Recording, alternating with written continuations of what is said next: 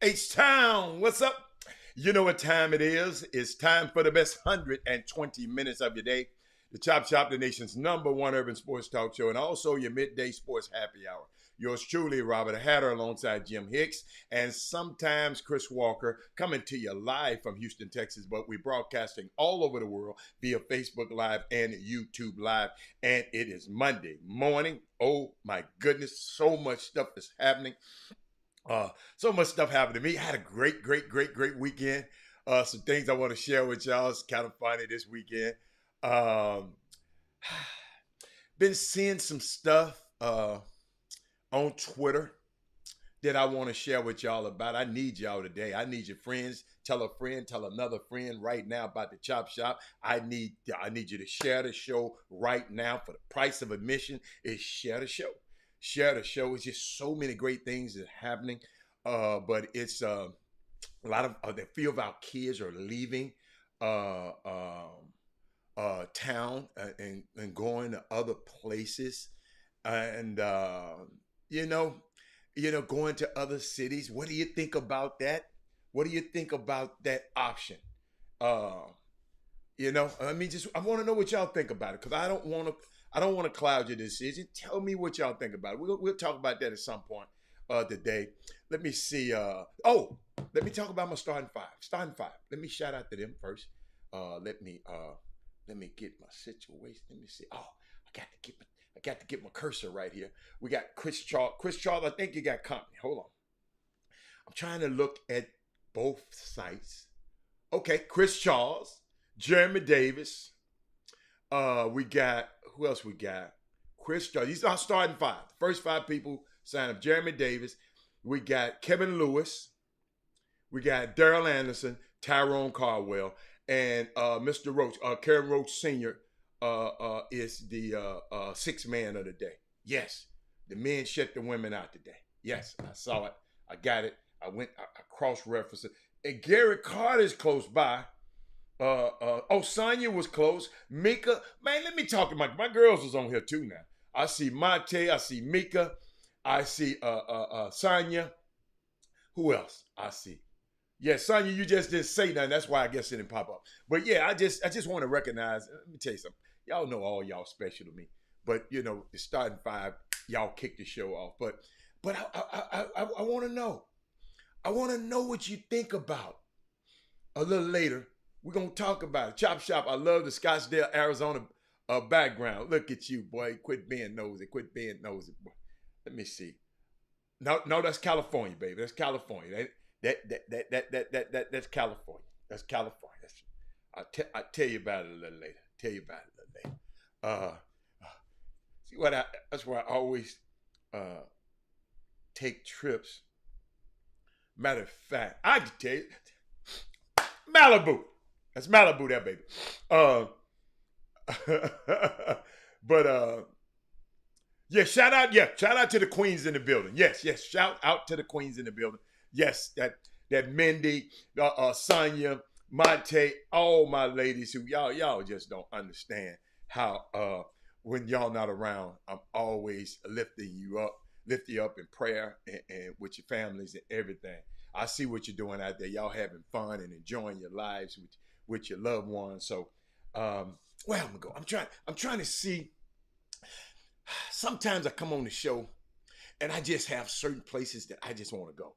Wah, wah, bah, bah, bah, bah, bah. Yeah, shout out to Cam. I saw Cam running too. Minnie, how you doing, Minnie? I saw Cam running.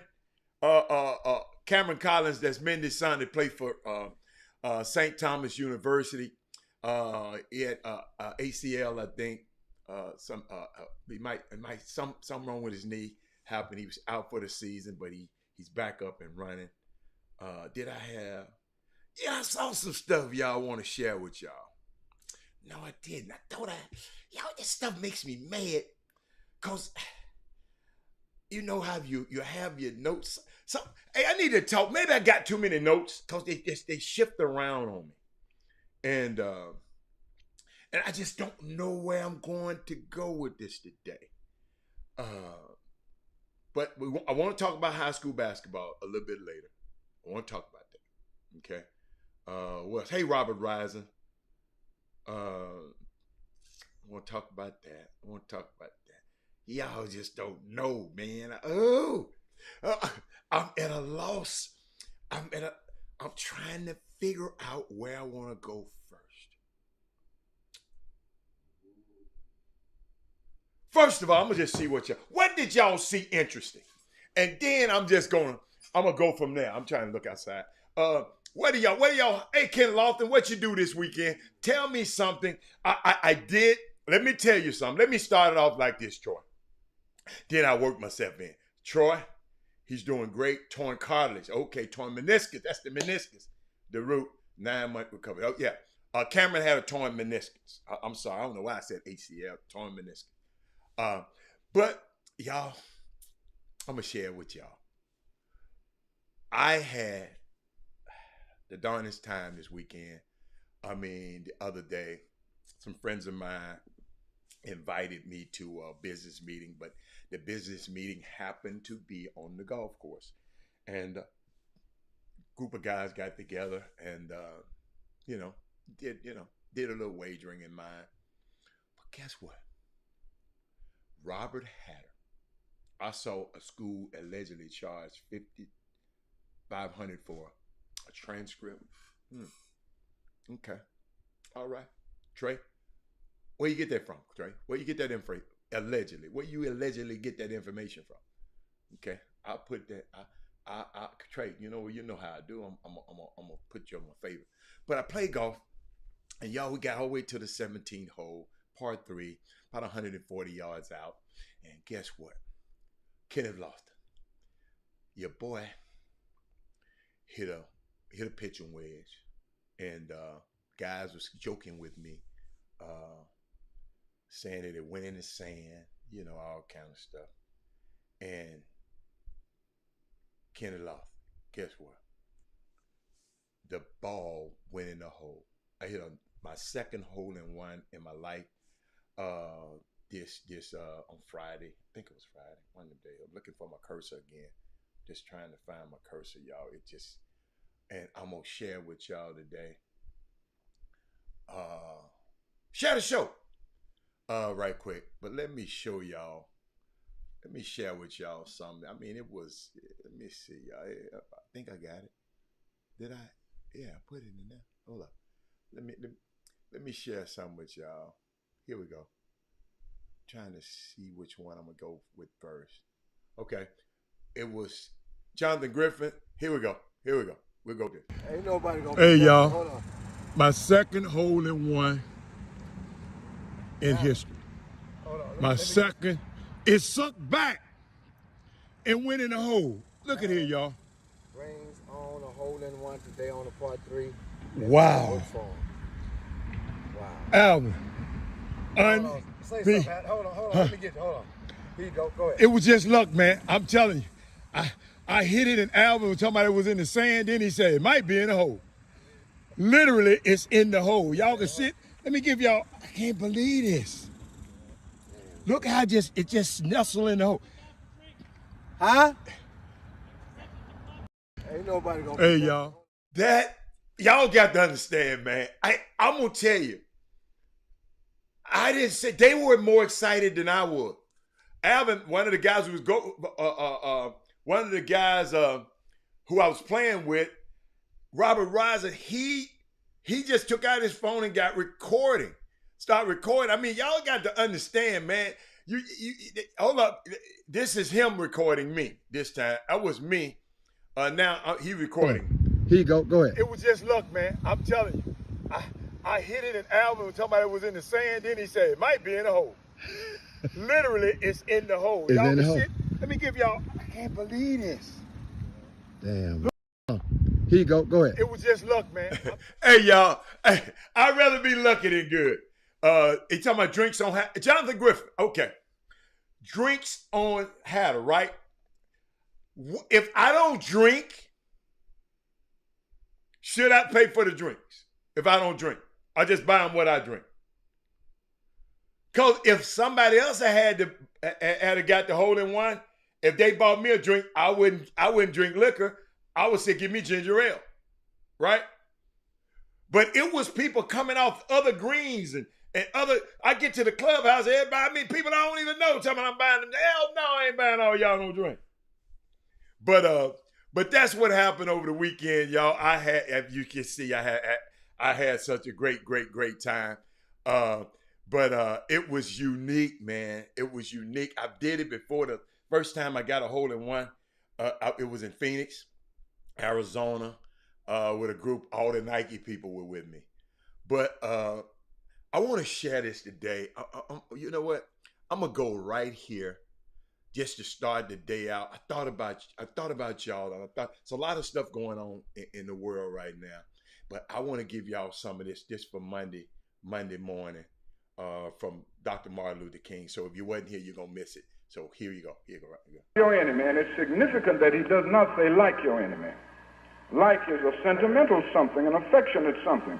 There are a lot of people that I find it difficult to like. I don't like what they do to me. I don't like what they say about me and other people. I don't like their attitudes. I don't like some of the things they're doing. I don't like them. But Jesus said, love them. And love is greater than like.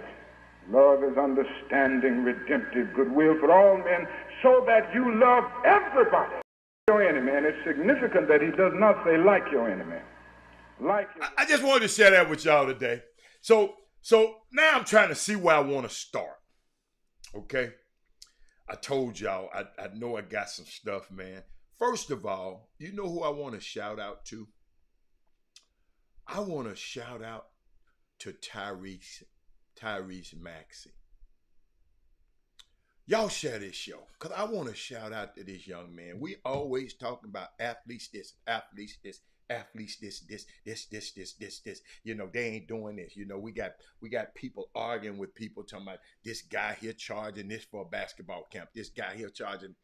Tyrese Maxey, young kid from Dallas. So Dallas, I want y'all to know the shop is shouting out one of y'all kids today, because this just, I love this. This is an example. Tyrese Maxey announced that he would be hosting 3 free camps this month. 3 free camps this month for the boys and girls in Philadelphia, Dallas, and Lexington, Kentucky. And I saw during the tweet, some people said, why all of them 3 places? In case you don't know, he plays in Philadelphia, he's lived in Dallas, and he played college basketball for 1 year in Lexington, Kentucky. On his mission for these free camps, let me put up some of the stuff, let me put up some of the stuff for him. Y'all, we got to shout out this kind of stuff, man. You know what I'm saying? This him at his camp, talking to the little kids going crazy over him. But he said something in the camp, Derrick Johnson. He said, every day I get 1% better at my craft because I put in the work, time, effort to improve my skills. That's the name of his camp, 1%. He said, I hope to give all the kids in attendance, hold on, let me get that off the screen. I hope to give the youth in attendance the necessary skills to grow 1% better every day in any facet of their lives and support them to become the next generations of leaders in their communities. It's Tyrese Maxey. He's 20. How old is he? 21, 22. Can't be it. This much old. Man, whoever I want to meet his parents. Somebody who know them, hook that up. I want to meet his parents. Doc Rivers, when he talk about Tyrese Maxey, he's the most impressive young player I've ever had in 21 years of coaching. What's up, Brad? His work ethic is beyond belief. Check this out. He called 2 weeks ago because he went on vacation. The first vacation he'd ever had in his life. He asked, Doc, what do I do on vacation? And Doc wrote, he said,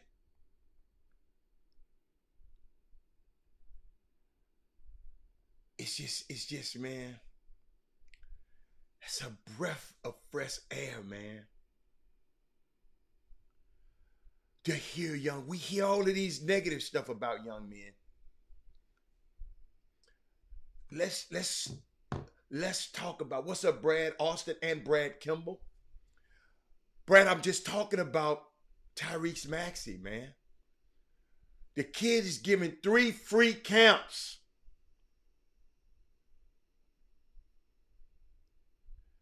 3 free camps.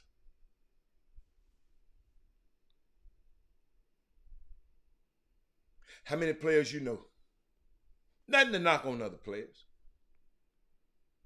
But we got to recognize this, man. Camp in Lexington, a camp in Philly, and a camp in Dallas.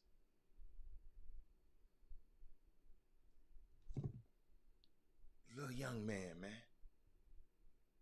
Gosh.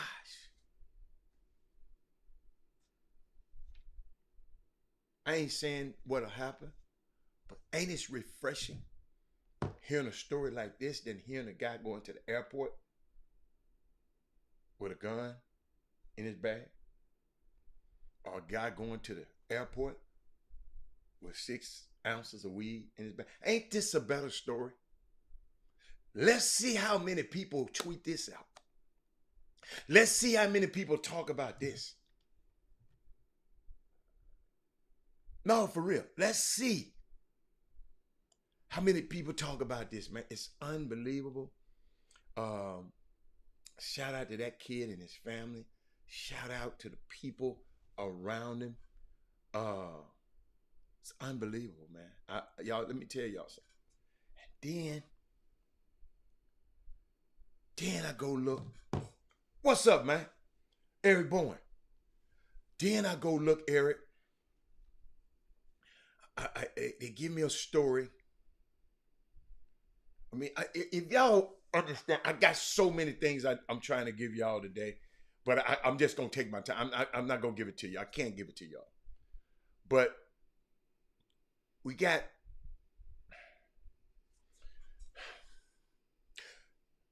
people in this in our community that has came up with an innovative way to do accelerated metrics. Anson Fowler. Listen to me. Y'all listen to me hard on this. We got people in our basketball community that has helped some of y'all kids get to college. They have helped my kid get to college. We helped a lot of people. They Accelerated Sports Analytics. It's a company that y'all got to realize these guys, y'all got to hear me. Y'all already know. I tell you like it is. These guys don't know I'm talking about this on the show today. But they got an idea that need to be financed. We already know a lot. I've explained to y'all a lot of stuff that one of the main reasons, the number one thing we need to talk to our congressman about is access to capital. See, we were happy to get Juneteenth and a photo op from President Biden. Don't y'all know if it wasn't for black people, President Biden would be at home in Delaware overlooking the beach, a private citizen, if we don't deliver for him in South Carolina, in Atlanta, in Georgia. And all we got from it was a Juneteenth. We need access to capital because the government, they have these pension funds, the pension plan, the pension systems, the California teachers, the government, public employees, the firemen, and all of them. Somebody have to invest their money. That money goes to different, it's controlled by the federal government, goes to different equity firms. And these equity firms, it's like I was telling y'all, so much money. But the equity firms supposed to help and foster entrepreneurship. In other words, they go in other countries and invest this money in countries, in companies. Why can't you invest it in the people over here? These guys got an idea, Darryl Barnes, that maybe they don't understand. Have you ever wondered, Darryl Barnes, when you used to play? You remember all the stats that you done put up and all that stuff? You remember like you in summer when you go to these events, if you ever gave an event, how you go to the, and listen to me. I'm in somebody else's business right now because guess what? It's all our business. So you go to the games and you see all the sheets and talk about how much this guy done scored. And then at the end of the tournament, they just throw all that information away. They just throw it away. All of them stats, where are they? Where is it? You got to understand, so the numbers can tell whether, the numbers can tell or not. See, Doug can go see an event, Jeffrey Day can go see an event, and they can tell me about a player. But what if Chuck McGowan come to me with these numbers? This player did this player did this player did this player did this player did this. I got the numbers. I don't have to depend on Doug's bias, nobody's bias. I'm looking at the numbers.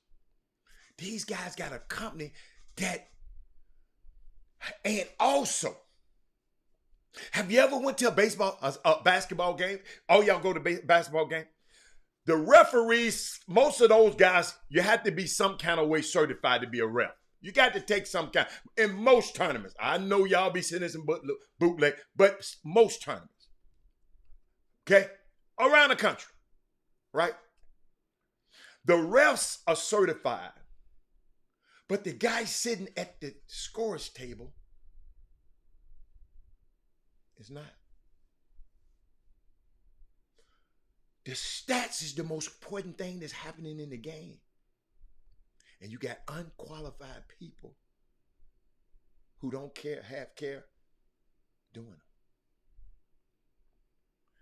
them. We got a company now that will train those people, certify those people, pay those people, Put all of this information in their database. So when anybody, little Eric Bowens, all he got to do is go on his phone, go to this app, and tell everything game that he did this summer, everything that he did in high school, everything this did. Dude, listen to me. These guys are on to something. And if they don't give them the money, why don't we get together and give it and make sure they have enough money?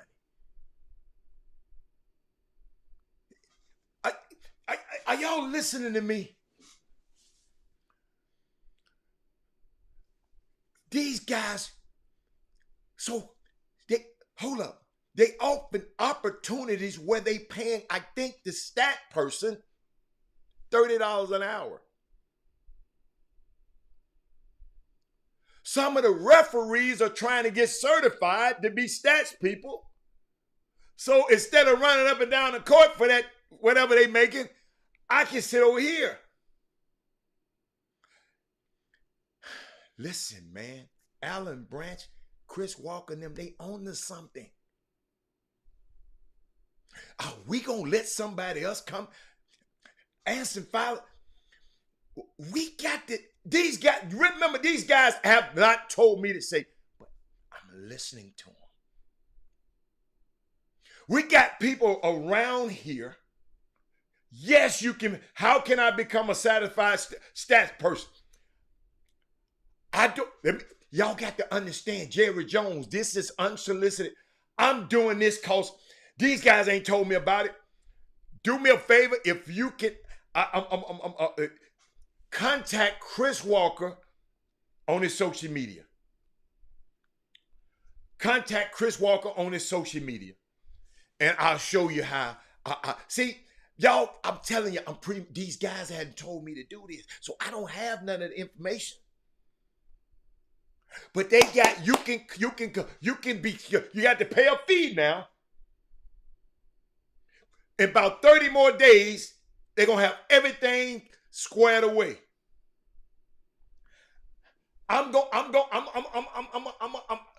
Barnes, I promise you, Barnes, see how God do to me. I wasn't planning on talking about this today. I was talking about something else. And this happened. We got y'all. They got this guy, man. I'm just trying to tell y'all, right? Named Don Peebles. And you just talking about, man, I'm just inspired. And I hope our young people look this guy up. Real estate developer. Biggest real estate developer. He said he don't like to be the first. All that old first stuff. No, man. I just want to be impactful. He got a project he's working on. Listen to me. This is a black man. He got a project. Big real estate developer. He said, and I haven't finished my notes on all this information I'm getting. I'm just giving y'all bits and pieces. But he was just talking about, we got to demand access to capital and hold accountable to our accountability to make sure these elected officials are doing what they're doing. Y'all, see, we grew up in a time like when my father and them grew up, when my grandmother grew up, they was just glad that a congressperson will speak to them, right? Because they ain't used to people look like us becoming a congressperson.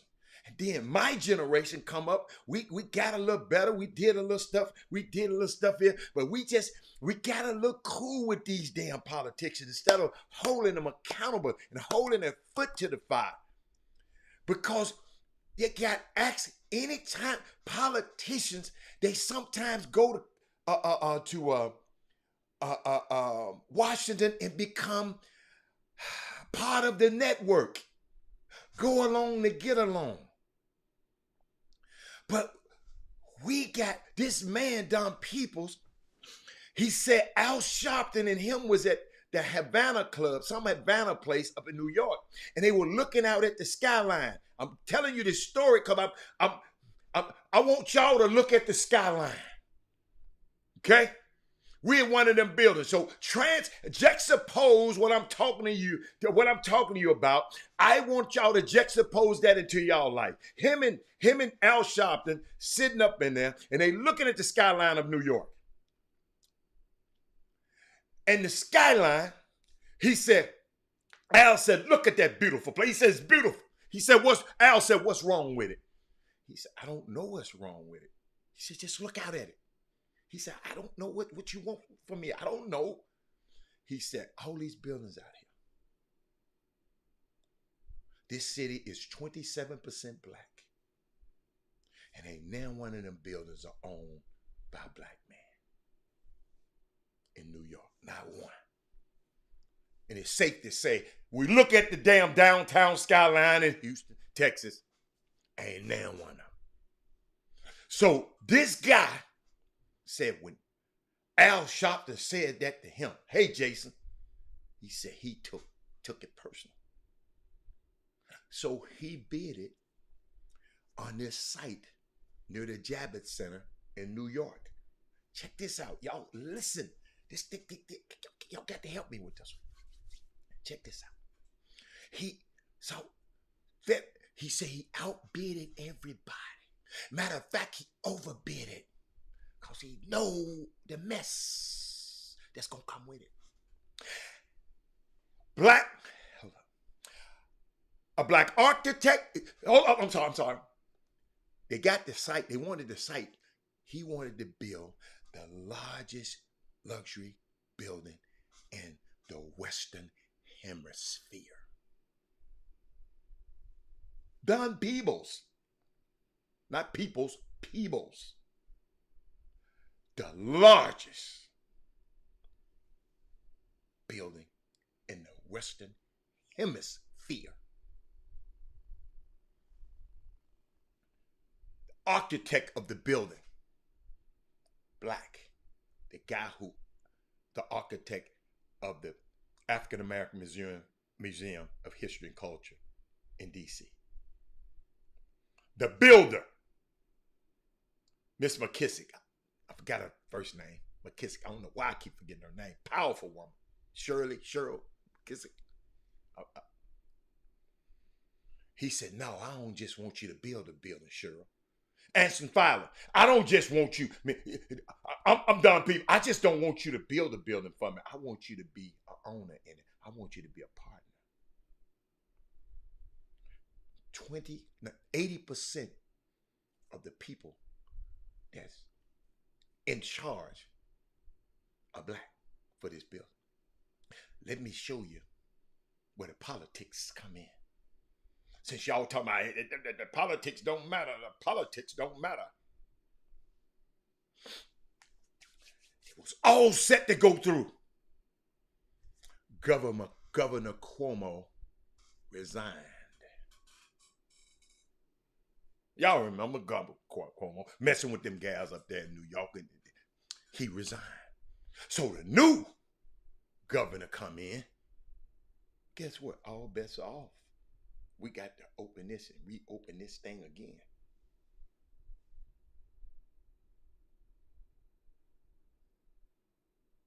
Then you got a guy on the commission going. He overheard him saying, the guy on the commission, the housing commission in New York, talking about, why has everything got to be about blacks? Why is it? Why is everything got? Why don't you build some affordable houses? This is for.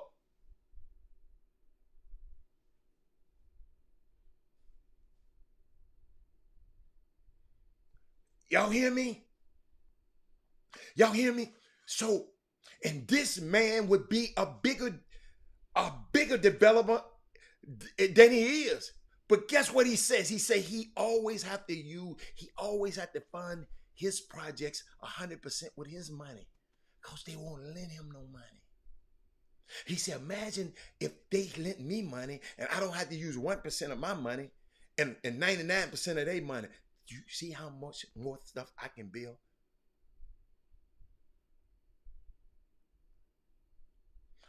We got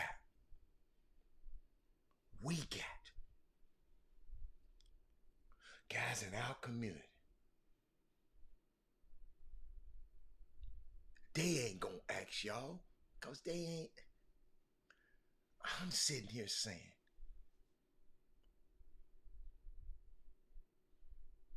we got guys. You remember a long time ago I used to say this summer basketball is a black man's game and a white man's business. Now we got our brothers to develop something that we can get behind.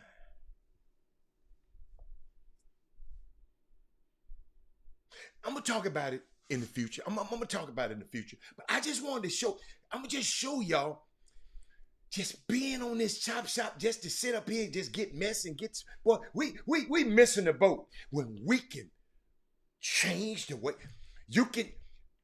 Y'all got to realize, man. I traveled to Vegas this weekend. Do y'all know I used to get in a taxi? I go to New York to see my son. I used to get in a taxi. You know, I don't even think about a taxi anymore. Uber has made that stuff obsolete.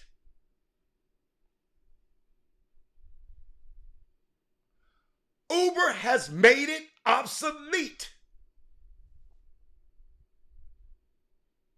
You don't use the home phone no more, right? Because why? Steve Jobs created this thing right here.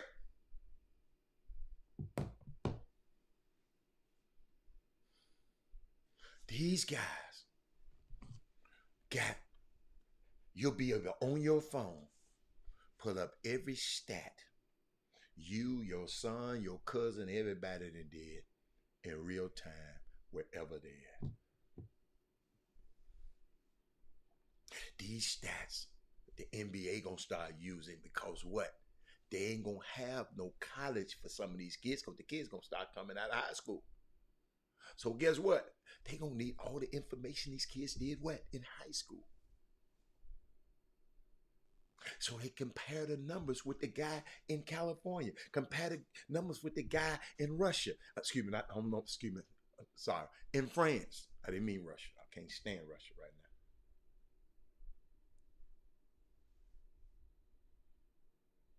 I understand. You're right, Trey. You're right. Oh, they believe you me. Thank you. Darryl Barnes, I got you. But we just got, man, all I want us to do is just realize our potential. I've been saying this for so long. So now I saw something else. I'm trying to see which one. I'm going to take a quick break, and then I'm going to come right back. Take a quick break.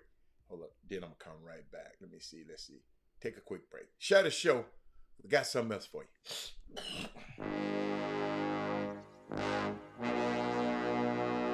The Cox Prater Law Firm. Big city, big town, big settlement. Your fight is our fight. Need legal advice? You know who to call. Personal injury, wrongful death, car accidents, premise liability, serious injuries. 1-800-HURT-NOW.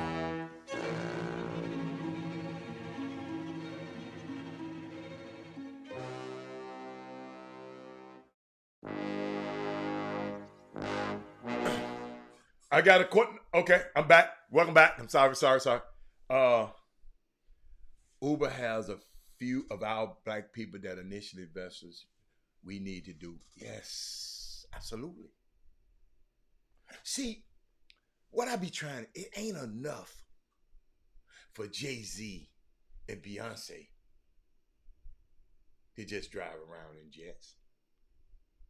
We need millions of us. It's millions of them driving around in jets.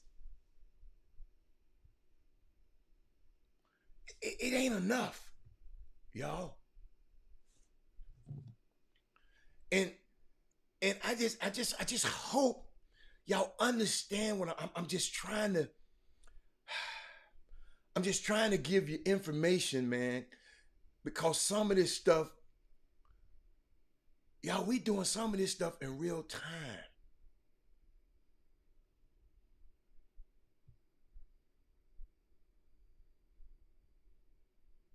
We doing something.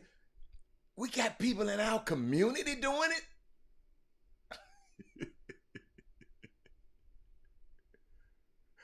Can y'all imagine that?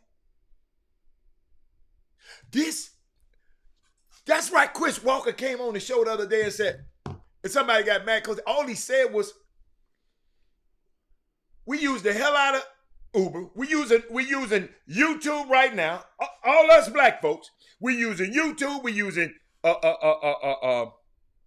Facebook. We using Twitter. We using TikTok. None of it developed by us. Where's our road to freedom? How do we close the racial wealth gap?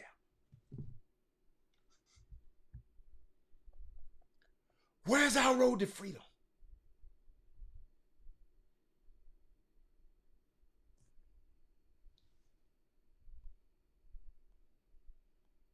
See, Trey Phillips, the political leaders today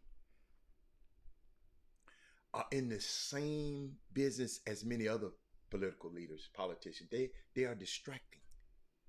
They want to distract us over here so we won't see what's going on over here. These pension systems that I was talking about, the California pension system, the New York pension system. Somebody have there's black teachers in there. Somebody have to manage those accounts. And they ain't letting people that look like you manage the account. Al Sharpton has made a point of challenging these pension systems. And if you look at any major black asset managers, I'm going to give you one. Robert Smith, the guy we've been talking about, supposed to be the richest black man in America. He an asset manager. Tracy Maitland, Jim Reynolds, I think somebody talked about him the other day, and other firms, this firm called Basis, Tammy Jones. All of them are big now, and all of them can trace some of the results that they have, the opportunities they have, because that Sharpton stepped in and made a call and said, we don't care who you give all the money, invest in. Just invest in some of the black firms so these guys get benefited. But that's not enough. This Don People guy, who I'm telling you that People's got that's building all of these big buildings all over the world. He said, if it wasn't for Mayor Marion Barry, he wouldn't have got in the door.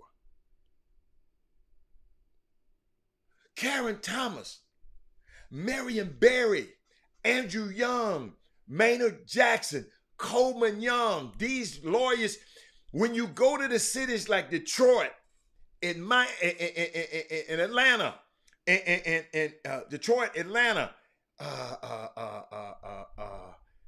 when you see these black people doing all of this great work, owning the concessions in the airport,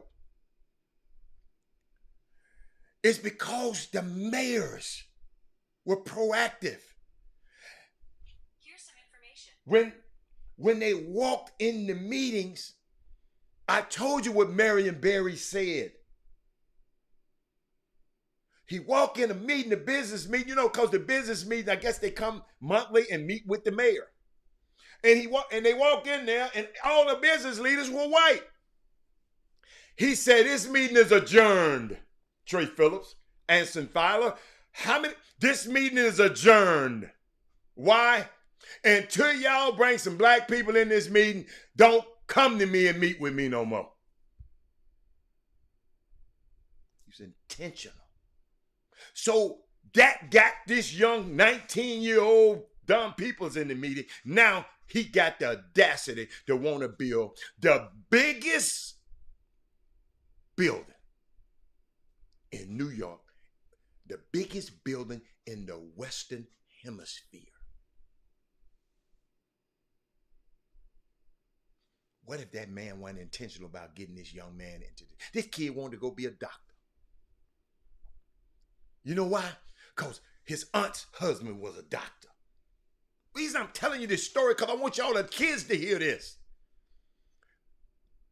You might want your son to be this, but your son might need to be that. Guess why he wanted to be a doctor? Because he saw how his aunt and his uncle was living. He said, he liked that. I'm going to med school. He dropped out of Rutgers. Went to Rutgers University in Jersey. Because he had this calling. He was a page. Check this out. He was a page in Congress. His mama said, look, you go be around these people. It's powerful people. 14-year-old, he was a page in Congress for Charles Rangel. And this kid grew up. Then Mary Barron said, oh, I like you. I like you. Then at 26, made one of his great deals at 26 because Marion Barry put him down. First $1 million deal, 25 years old, because Marion Barry said, come in the meeting, son. Let this boy in the meeting. They go to the Bahamas. I think I don't know if I told y'all this story. They go to Bahamas. So they by the pool. So he looks at Marion Barry's legs. And they all beat up and beaten up. And he said the ugliest legs in the world. And Mary Barry said, man, them dogs, they sicked on me. The billy clubs, they beat my legs like this. The fire hose that they sprayed on me. He had battle scars, this mayor. So this mayor had went through that struggle. He said, I'm going to make sure these young guys, these cats be able to have financial situations that they never had. And now this same guy I'm telling you about, this young man, if they don't steal it from him up there, is trying to build Slim McDaniel, the largest commercial luxury building in the Western Hemisphere.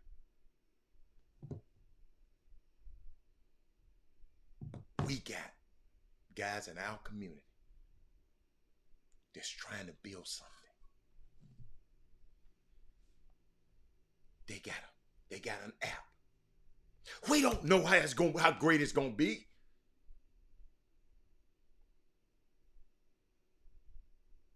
But we got to get behind them.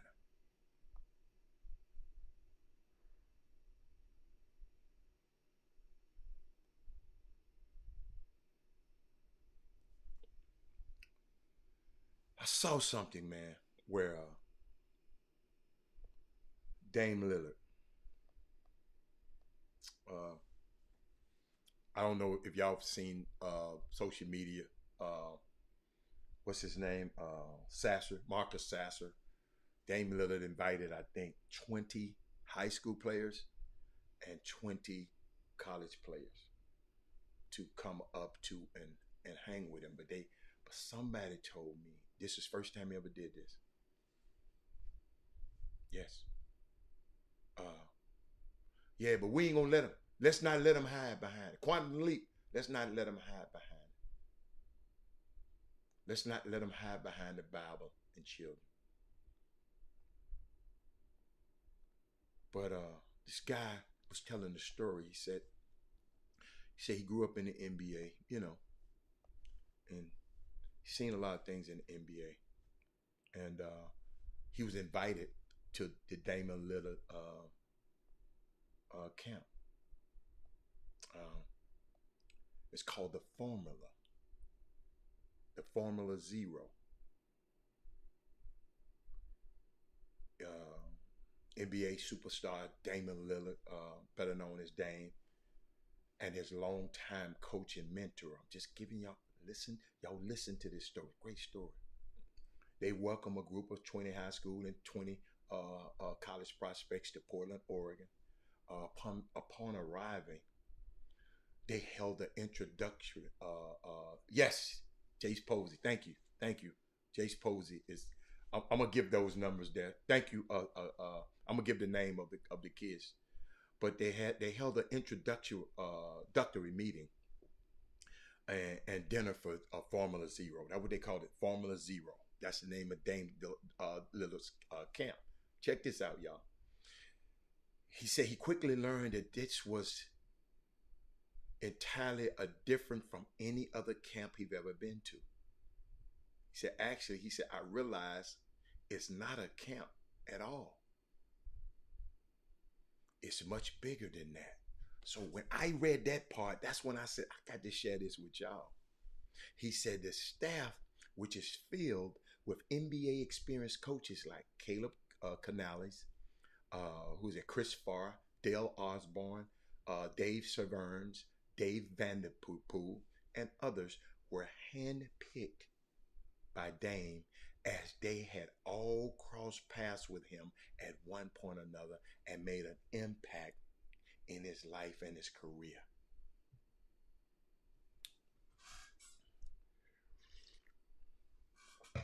Coaches, when you're around these kids, quit kissing their behinds.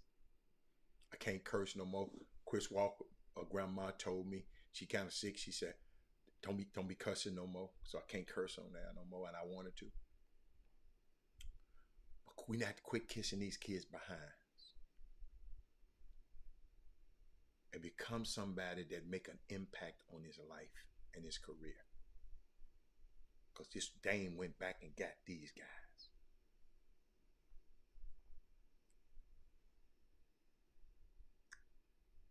How has Dame Lillard found so much success? Y'all remember, he's the guy that just signed a 2-year extension for $120 million, 2 years, 60-some million a year, 58 1 year and 60, all average 60-some million dollars a year. First time that has happened. He credits his success to the formula. They said the formula, it was explained during their meeting that everyone was invited for the reason as they possessed the qualities that Dame and Phil felt necessary to be included in this newfound community. It's not a camp, remember? They call this as a community. Then the guy said it suddenly dawned on him how lucky he was to be there.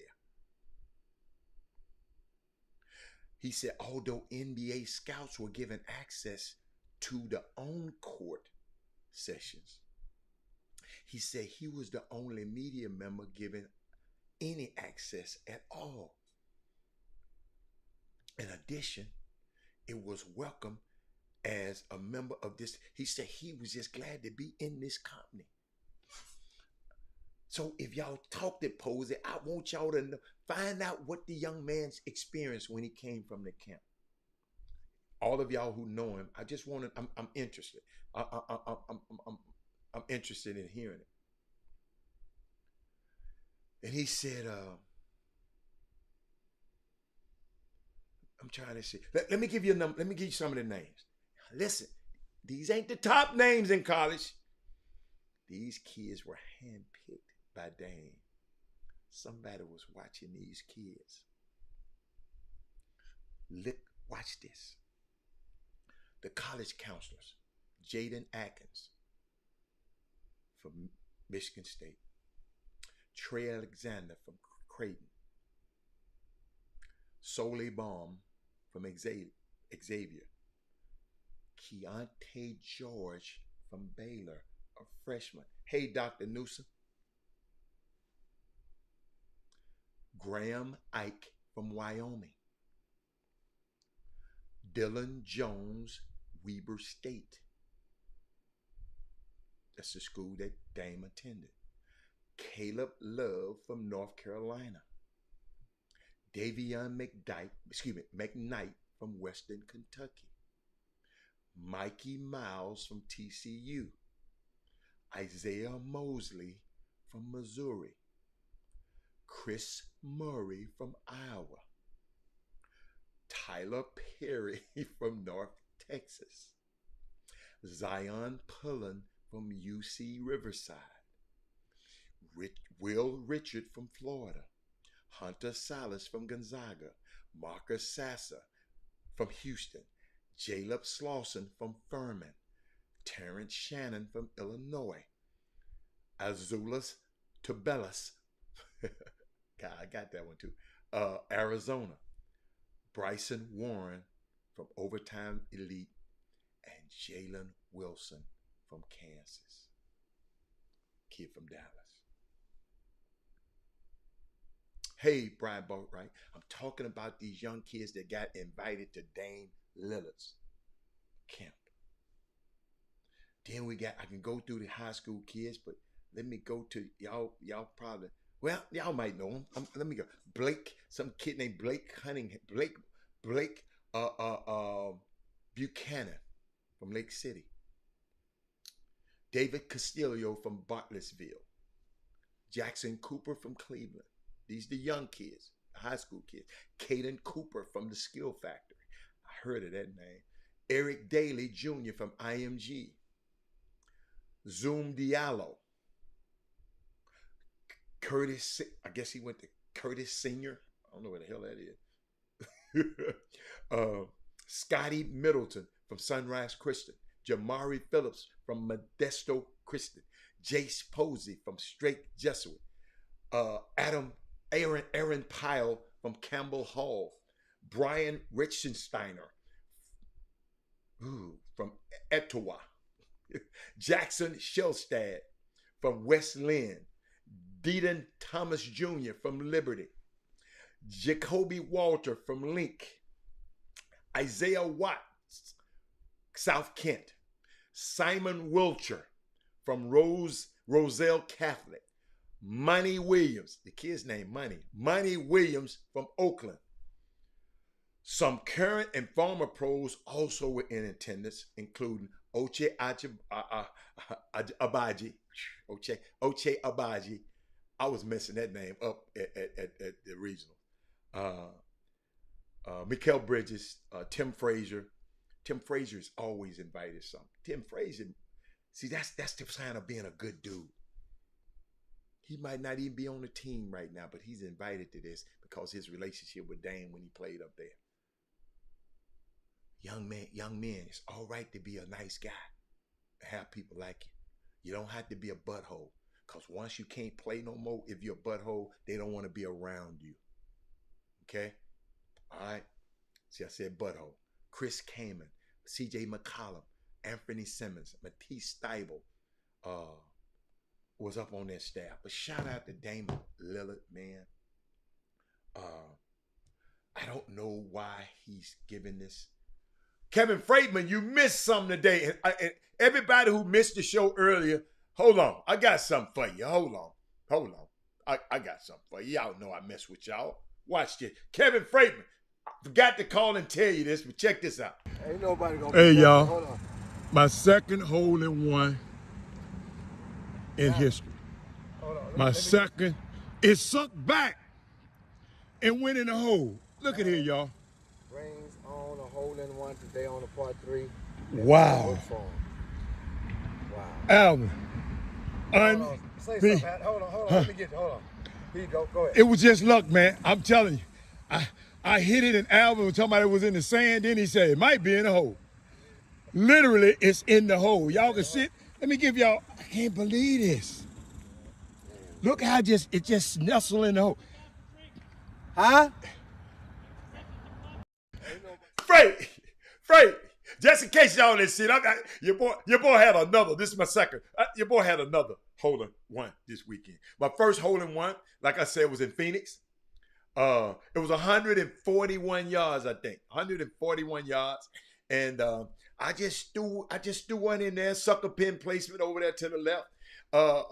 I just threw, and y'all gotta understand, I'm trying to win the hole. I didn't know the ball was gonna go in. So it was a unique experience this weekend, but shout out to Dane. What I hit a pitching wedge. I hit a pitching wedge with that shot. But I'm on the back half of the show. And I need y'all. I'm glad y'all here. Could y'all share that? I need your little basketball. All your basketball people who think they know everything about basketball. And summer basketball, I kind of need them right now. I need them. It was love. I can't tell you no. I can't tell you no. I can't sit up here and tell y'all. I've had two only in my whole career. Hole-in-ones are luck. I'm gonna get that straight. Hole-in-ones are luck. But the next hole. See, usually when something happened of that great magnitude to you, your next hole you go and mess up. Kevin Freeman, you probably had a birdie. Have you ever had a birdie, then the next hole you went messed up? I topped that hole off. That was 17. On 18, it was a par 5. I birdied that one, almost eagled it. So I would have came hole-in-one eagle back to back. Those were the last two holes. I ain't gonna lie. I was playing pretty good. I was playing pretty good that day. Yeah, sometimes you just get good. You know, I'd rather be lucky than good.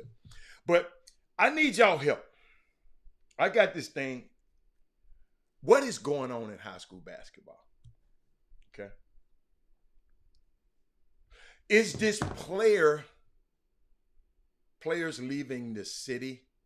Is this a good thing?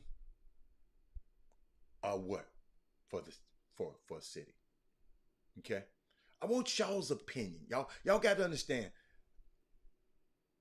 I'm not in the business of high school basketball. I'm not in the business of summer basketball. So I'm impartial. You know, I can just sit here and just talk freely. But I want your participation. I want your participation. And the reason I said it, some of the kids in this high school but I thought they said that Houston ain't got no good kids. All the good kids were in another city.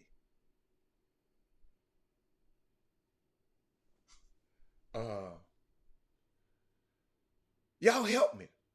Brian Boatwright, y'all talk to me. If y'all don't want to talk, text somebody else. Because what do you think about our high school kids leaving the city, going to prep schools and other places? Other words, these high schools here, if you got somebody who's done it, a parent, I just want to know what make you leave. Parent, listen. Because I've heard some things and I want to clear up.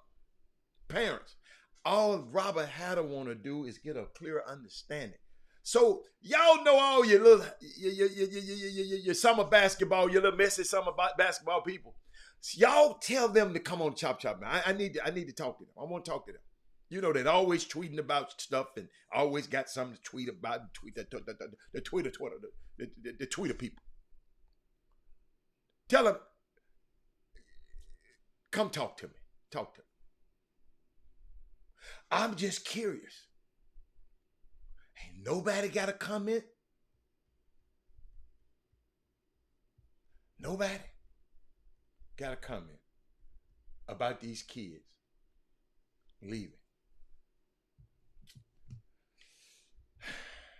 Freight, you don't have a comment? Trey Phillips, you don't have a comment? Are the girls leaving? Because the girls not leaving. It's the boys leaving. Am I right?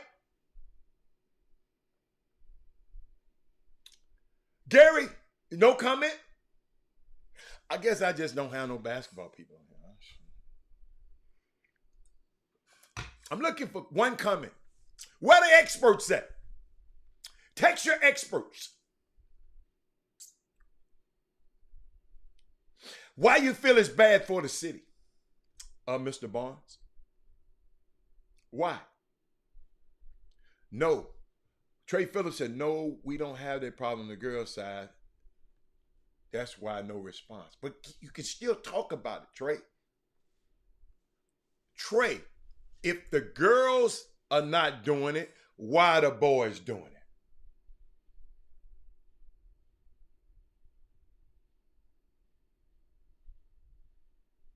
Ain't nobody, Barnes said, I think it's bad for the city. Why do you think? What's the subject? Not, yeah, no. This is the subject. What's going on in high school basketball? These players are leaving. Is it good thing or a bad thing? Is it a good thing for the kid or a bad thing for the kid? I mean, I just want y'all's opinion. Listen, it's no wrong answers today. We ain't got Jimmy. Jimmy in the business of high school basketball. I'm not. So I'm just trying to get an understanding. Right? The girls don't leave. Why the boys leave? He said, I mean, the kids and the parents probably think it's a better opportunity to get exposure for their kids. Good luck to... Okay. Good luck and that's it? No. That's why you and me, two different people. You thinking good luck and that's it? Good luck and I didn't ask you how you feel about it, Jacoby. I didn't ask you how. I asked you what is going on with Houston basketball. You don't have to have an opinion about it. You don't have to feel no way about it. It's good luck to them. I'm asking you, why are they leaving? What type of advice are leading to these decisions? Chuck McGowan said. If they are looking for more exposure. Evidently they had exposure because somebody got their ass to me. Excuse me, Lord. They got them from Houston. Listen, I don't want those weak ass answers today. Y'all go to them spaces for them weak answers, Jacoby. I'm being real right now. Trey Phillips, you say it's not good. Why is it not good? Why is it not good for me to take my baby to somewhere else and play basketball? Why is it not good for me if that's what I want to do?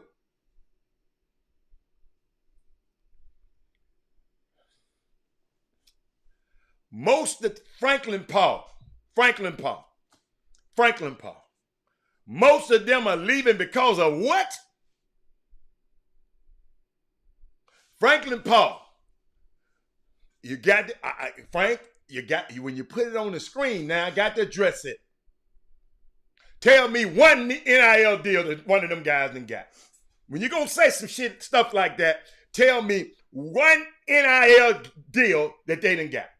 Don't just put that up. Don't be saying that stuff, man. That don't make no sense. Come on, Franklin Paul. Barnes said, some of the guys have already committed and still leaving, so can't be exposed. Wow.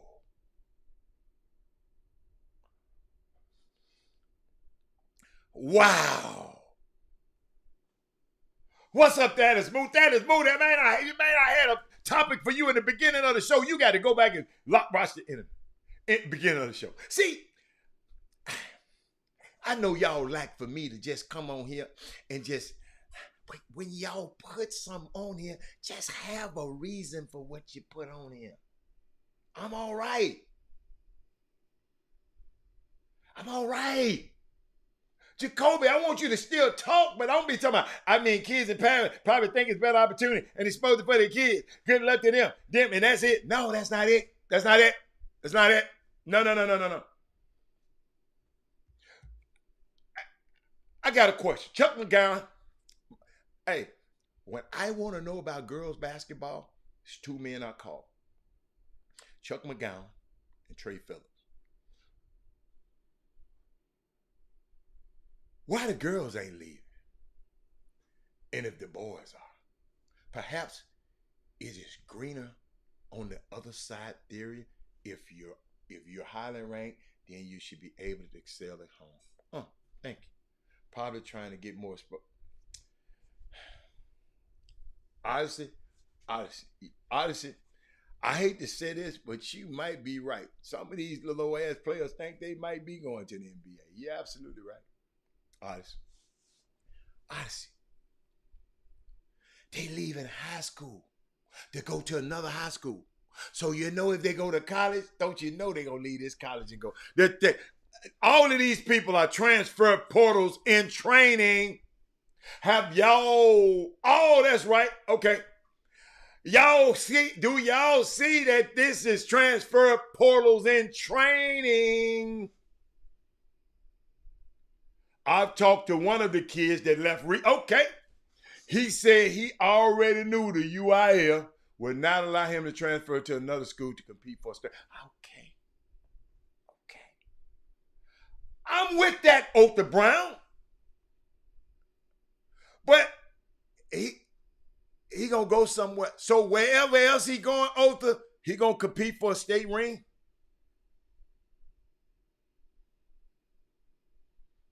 Do these prep schools compete for state rings? Help me now. Franklin Paul said because Texas don't NIL currently in the loan officer. The high school are not allowed to make money on that.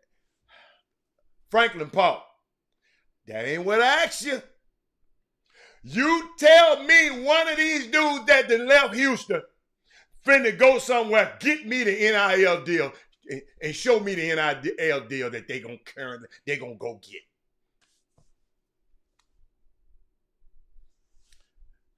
Do y'all hear this kind of mess? This the kind of mess people be feeding these damn kids. That mess right there. NIL deal.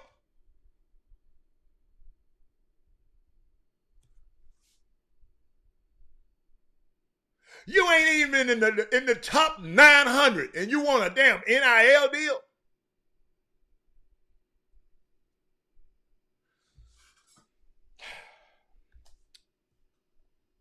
Wow. Come on, man. Do we know if the families, the parents are moving too? It would be tougher supporting a move if the mom and the dad can no longer watch you play. I don't know. I don't know none of these kids. I'm gonna give y'all some names in a minute, but I don't know none of these kids. Angel. He said kids may want to transfer due to UIL. They can't be eligible, so they prep. Okay. Now, guess what? That's okay. I'm with the NIL. I mean, the UIL. I just don't understand the NIL. All of these L's get me confused. Jeremy said, Jeremy, we need some more people in this conversation. Thank you. Hey, y'all, I want y'all to still talk, Franklin. But Franklin, you got to give me some better, Franklin. That NIL, like that when you talk about that, these people in college ain't got no damn NIL deals. The hell they gonna get to a damn high school player? Hold on. Hold on. Is it selfish for us to want them to stay on if they had to check these? Listen, ain't nobody said nothing about nobody being selfish. Jeremy, ain't nobody. I just said why. See, y'all jumping ahead of the damn game. Who in the hell? Listen, Jeremy, I don't care where they go. I'm not in the high school basketball business, Jeremy Davis. I don't care where they go. Please hear me. I'm asking for a friend, like y'all be saying.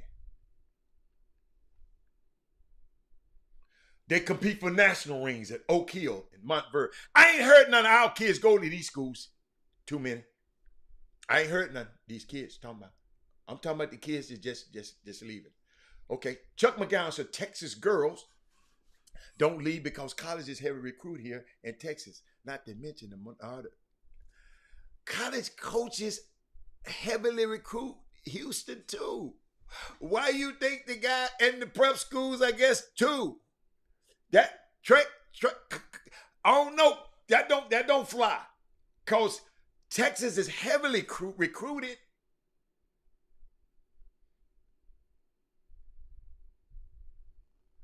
Maybe if you rule in eligible, listen, I'm just trying to find out why. Why? Hold on. Let me give you some more. More opportunity. See, what I said when they leave is more opportunities for others. I ain't mad at them leaving. Bye. Guess what? Then little Johnny better get his game on so he can move in that spot.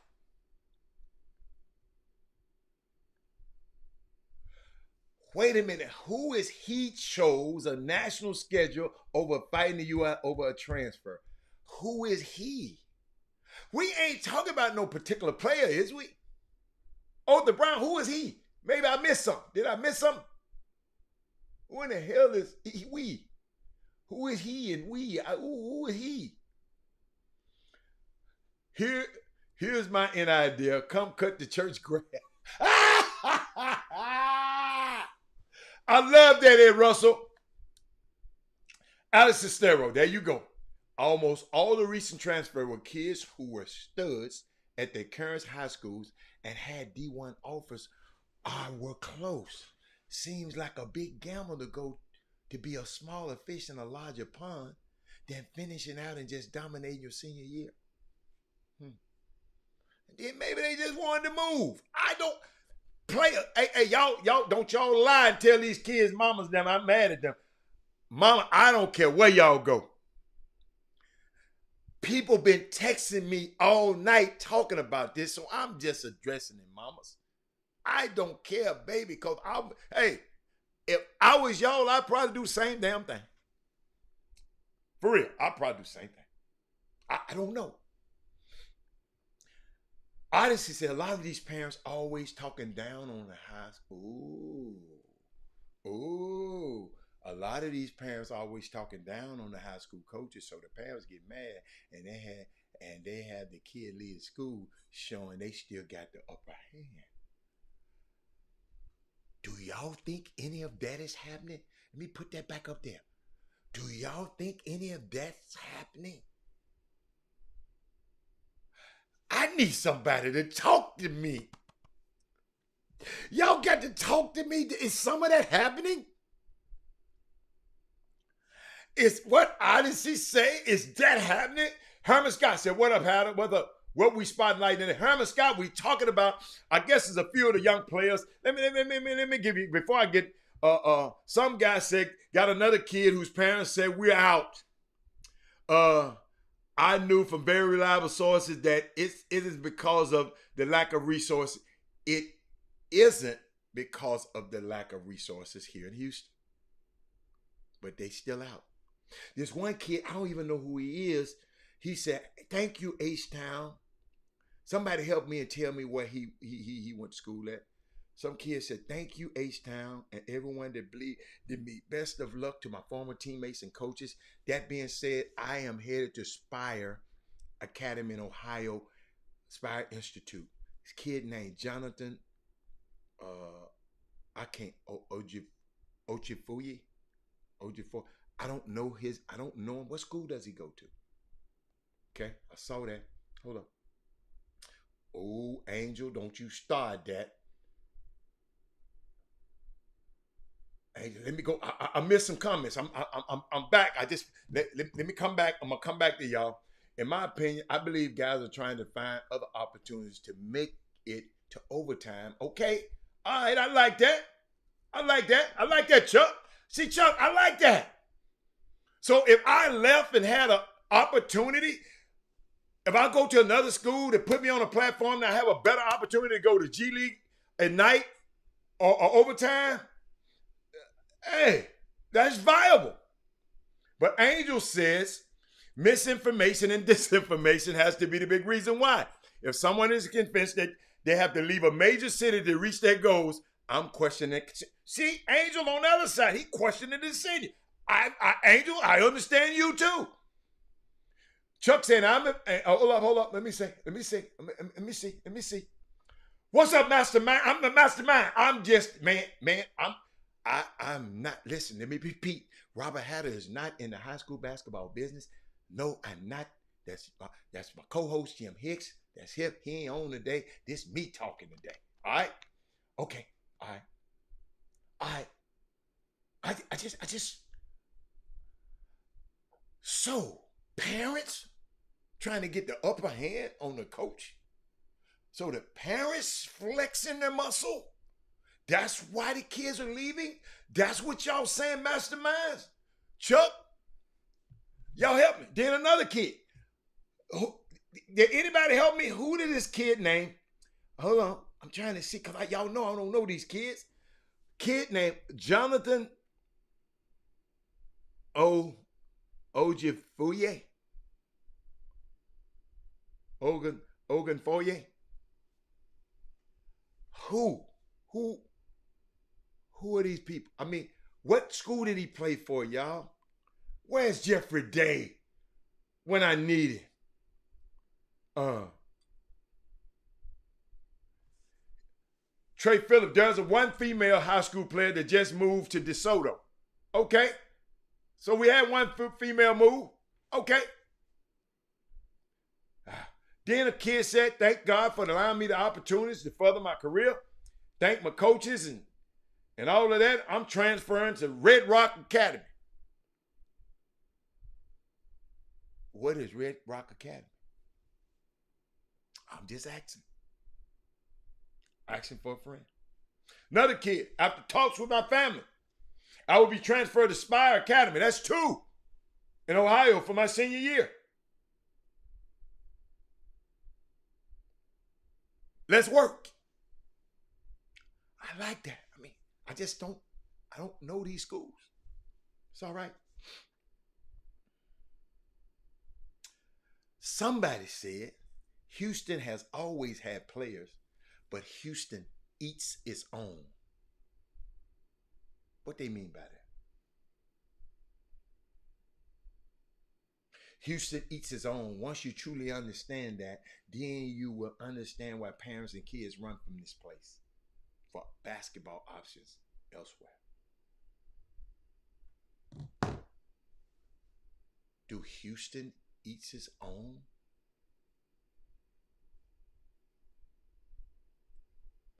Does Houston eats its own?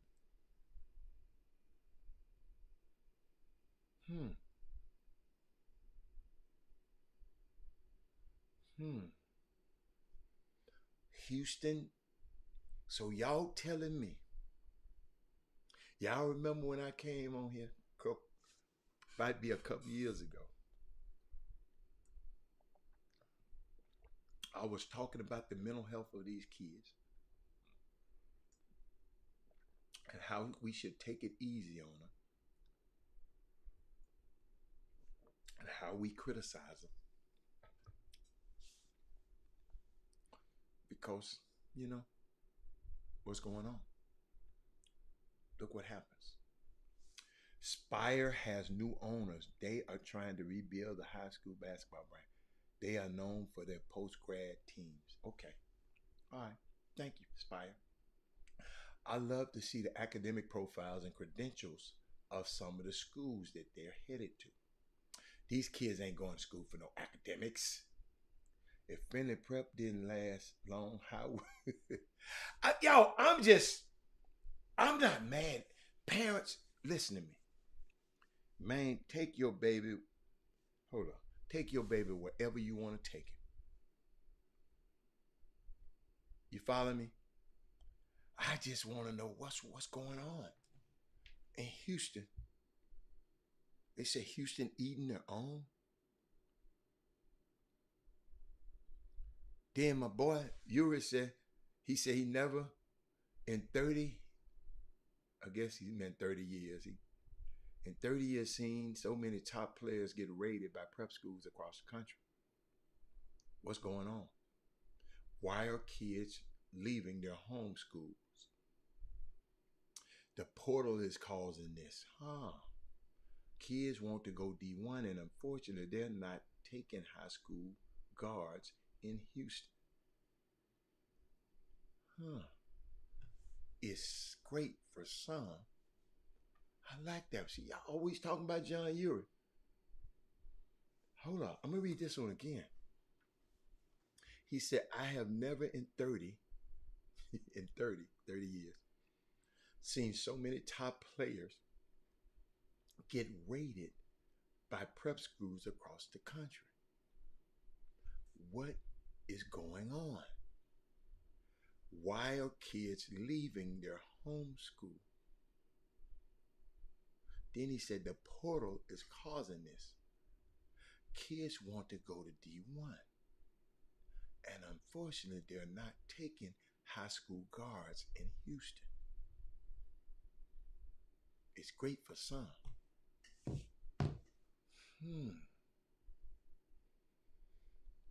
Y'all always talking about Uri, but ain't there one of y'all put that up on the screen? That made a lot of sense. But it just ain't guard. We had a big guy left too. Big Drayton, he left and went to Oak Hill. Hold up, let me check this out, y'all. Hold up, man. Y'all think about what he just said. We might be on to something. Did the recent success of the Houston Hoops and the Defenders Nah, hell, no, Alex Cisnero.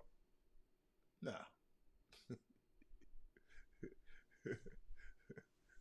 The Houston Hoops and the Defenders been successful for a long time. The Defenders had the Twins on their team. The Defenders was founded by Aaron and Andrew and Aaron Harrison's dad. They two of the best players in the freaking on the planet. Dad didn't send him to no damn prep school. They went straight to Kentucky and went to the NBA. No, that's not it. No. If you are 2023, your national ranking are not changing dramatically by moving to prep school.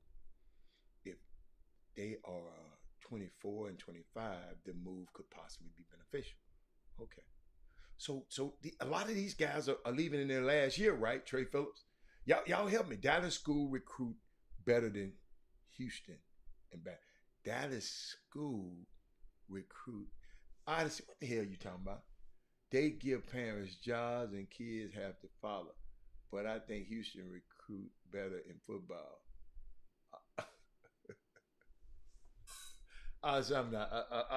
Come on, man. I do see. I saw something.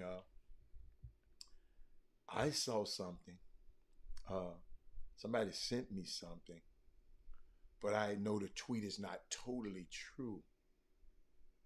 It's partially true.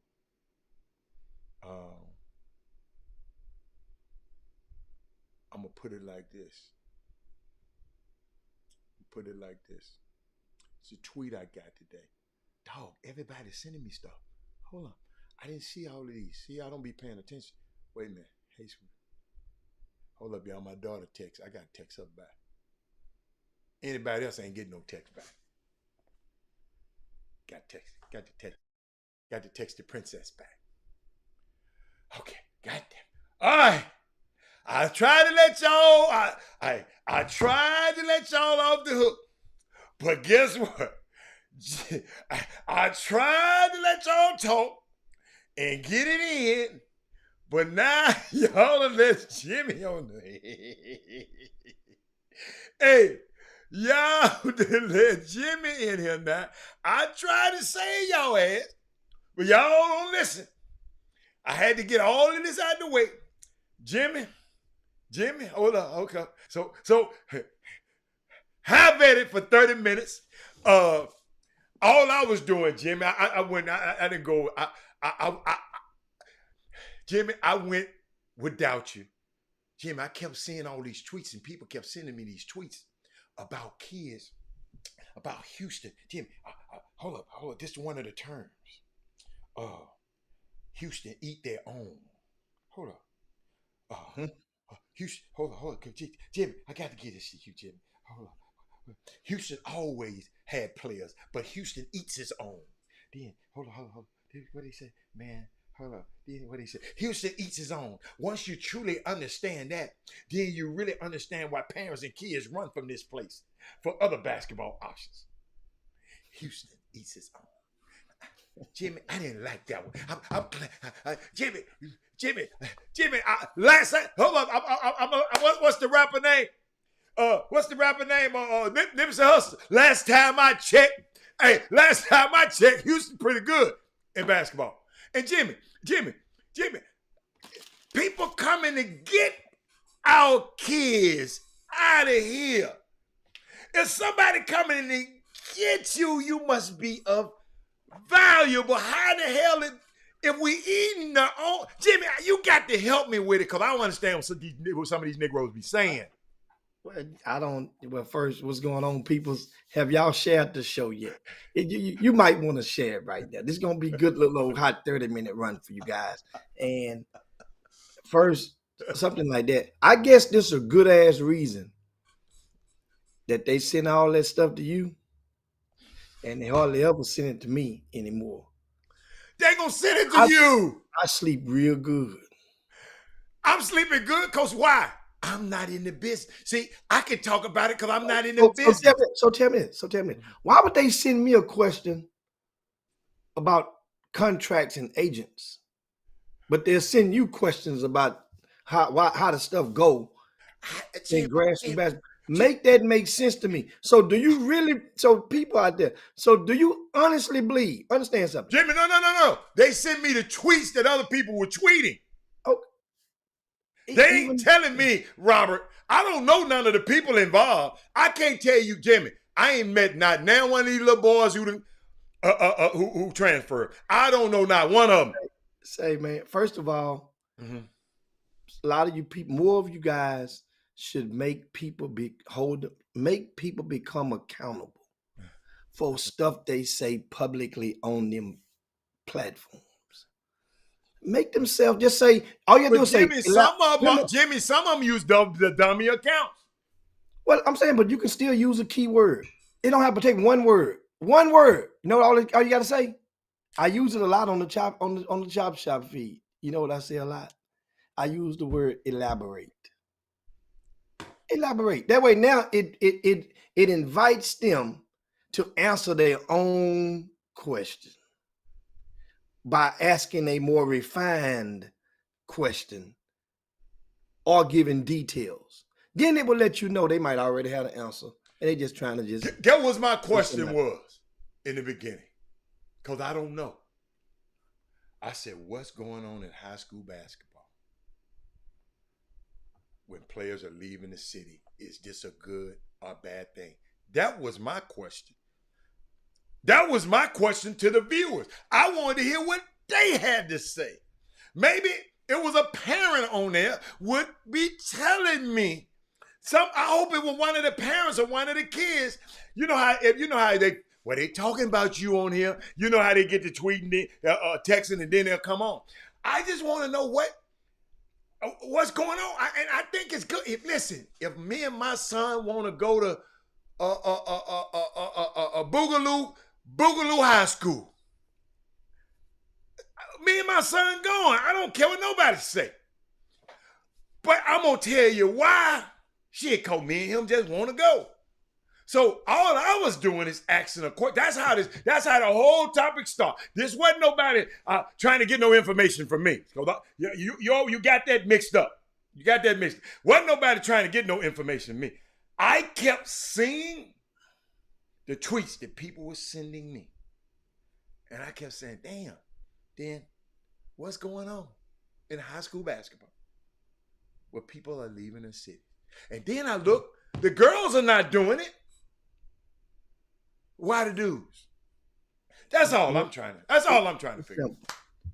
ESPN has signed a huge deal with a group, and they've recently formed a prep school power conference. So all of their games will be televised on ESPN on the network. Who got a power conference? There's a group of prep schools nationwide Okay. that has formed a sort of like a Power Five conference. They formed a super conference, Mm-hmm. right? Mm-hmm. And none of those schools reside in Texas, right? It's about 8 schools. So they're going to play, and as they play throughout the scholastic season, all of their games will be televised.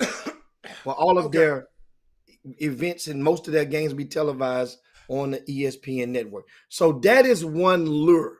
That is a Okay. new lure Okay. because a lot of these kids just Okay. it's part of the dream. I You know, ain't mad at him. and part of the dream is one layer is to get ranked. Part of the dream is a second layer is to play on a sneaker circuit. A third layer is to go and be in candidacy or to get in one of those elite invite only camps. Another layer is to get offers, real committable offers. Another layer is when you go take the experience of taking the official visits and to just have the decision on which one you might or might not take. Then you have a layer of the recruiting, the constant recruitability to put yourself up and surge up the charts and get yourselves into position to possibly become a Jordan brand All-American or a McDonald's All-American. That's an individual accolade, and that's one of the highest measures. Those are some of the, or even USA basketball. I missed that layer that goes hand in hand. Those are about 6, 7 different layers that once a player gets in high school, that's part of that 4-year window. And guess what? A lot of parents would do whatever it takes in and sometimes out of their means to help get their son as close as possible to attain many or all of those short-term merits. And guess what? And so now It's a good this thing. is what we have. No matter whether you're ranked. Now, first of all, those out-of-town programs aren't necessarily coming to solicit you if you aren't talented. So it goes back into the original. This is Yosemite Sam pointing the gun at first. Now the gun is turned back at Yosemite because there were some people at first they were led to believe. Think about the mental just disintegration that's taking place to a lot of people. They made you believe wasn't no talent in Houston. Some of y'all, they made you believe that, man. Where all the talent at, man? See, Daddy got all the talent up there in Dallas, and now you go to see the success of the collection of grassroots teams, and you see a team like the Houston Hoops, and they go and make it to the Final Four of Peach Jam. You see a team like the Houston Defenders, they didn't win the national tournament, but they won a regional tournament that was held in July during the live period on the Under Armour circuit with the same teams were playing in them. They just shuffled the deck again. And guess what? You didn't make all your books, but they fared well. So Jimmy, I don't believe in that theory. Which theory? Which one? Just because the team did well. Because we've always had great teams of the Houston Hoops and the Defenders.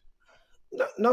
What a theory that I said when teams did well is proving that there's talent in Houston. Because the teams that did the best were the teams that were majority Houston they got players. the best player though, Jimmy. Huh? Having a good team don't mean you got a good player. No, but what it does, if you win, people can't ignore it. And I say it all the time. So what it does is it helps everybody the more you win.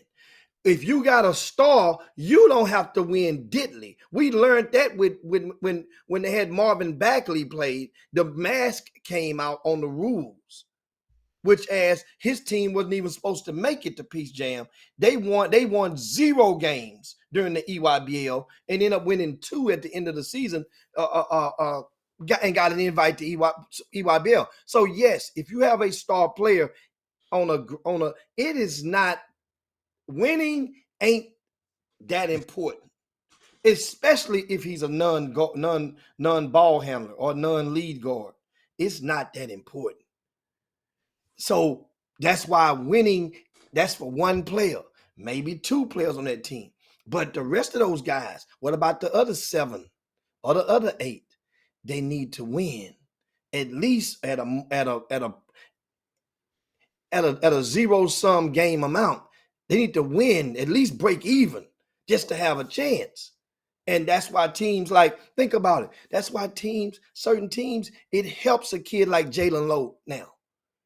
Jalen Lowe came through. It was turbulence all through the summer. He finally peaked at the right time, and he led the Houston Hoops in scoring. Remember, that was Jace Posey's team all through the summer. And he benefited from it, but it helped at the end when they won because it eliminates certain excuses, and now it validates and it helps that point guard because winning, not many schools are recruiting the losing point guards at the Division I level. Because the first thing they think about point guards, can this dude help me win? That's you know what? That's dog whistle. That's code. Know what that's code for? Can he help me get a pay raise? Can he help me make some money? Because if you can win, you help make money. Now, back to this other stuff. Hey, man, guys, kids are going to leave. It's a fad now. A lot of kids are fed up, and what y'all are doing, y'all are bundling stuff without getting specifics. And then people go and apply that to the old narrative. Adam, I ain't on social media bumping with guys about other guys as of late. Have y'all been seeing how many months this been? I ain't going on social media shooting water guns at guys no more. So that can't be it. I wasn't doing that during the summer. So if that's what's the case, then that can't be that primary reason of the stuff that people used a year ago. What was going on in Houston? Now, is people still running events on certain dates and it's coincided? Yeah. So if you're saying they need to do this, they need to get it. I see what you're saying. So how you saying they, and it ain't but one person swinging? Whenever I looked like I was gonna swing, the whole city went crazy. Man, you need to stop, man. Stop, man. Man, that ain't good for the city. Oh, so you don't want me to swing though? So I'm Shaquille O'Neal now. They can foul the hell out of me. So I say, you know what? Okay, I see what's going on. But Jimmy, I always thought that was superficial. That wasn't the reason. It wasn't. That's why I said, that's when I snapped and thought about the smart move. That was. I say, you know what? I know that ain't the move. But if it's a trap, if I keep swinging, I'm going to knock out your little old superhero. Man, that's important. I'm gonna knock your superhero out. Then now you mad. I can't win. Then you know what's gonna happen now? They gonna come up with another superhero because you just really don't like this cape that I'm wearing. That's all. So know what I did? I sit my ass back, got and relieved myself of so much activism on social media. I relieved myself of so many fighting for so many causes that many of y'all wasn't really willing to fight for yourselves. And I say, well, let me see what direction the change is going to be. This stuff is similar to some Donald Trump stuff, what's going on the other side of town. It's similar. So now guess what happens? You guys now, you got to pay. You had a choice before. Well, you still have a choice, but now it's becoming common for many of y'all paying for tweets. And guess what? So many of y'all paying $200 for a 4-hour camp. That what you want to do? Go ahead on. And guess what? I'm out of the way. Got better things to do. Like as the old saying say, Hal, got bigger fish to fry. And meanwhile, look at what's happening to your city right now. Look at what's happening to your city. I told you guys last week, I broke the news. I'm trying to, just vision me, I'm sitting there trying to season RCS Sports to basically give it away. to Doug Jones, Jeffrey Day, Archie Young, whichever one of my nephews that can prove to me that they are capable of running the day-to-day operations. You could damn near have it. I'm ready to go into a different space. I've already built it. It's already waiting. The lights are on, everything. You guys just might not know where it is. And it ain't your business to know where it is, but it's somewhere. But now it's time, and I've told them, but I'm not gonna give it to you until you prove that you can handle day-to-day operations. Otherwise, what you gonna do, Heather? You're gonna run my company spade in the ground. It's an airplane. I'm not gonna give you the airplane, Heather, and I know you until I know you can fly. So now people get me, they come rushing to me, man, you gotta save us. Oh, no. I was trying to save y'all ass from yourselves 2 years ago during the COVID. So now, look at what you done. Houston has got talent. And guess what? You're going to inherit talent. They're going to be recurring. Got a bunch of talent. I already forecasted 2025, 2026, loaded.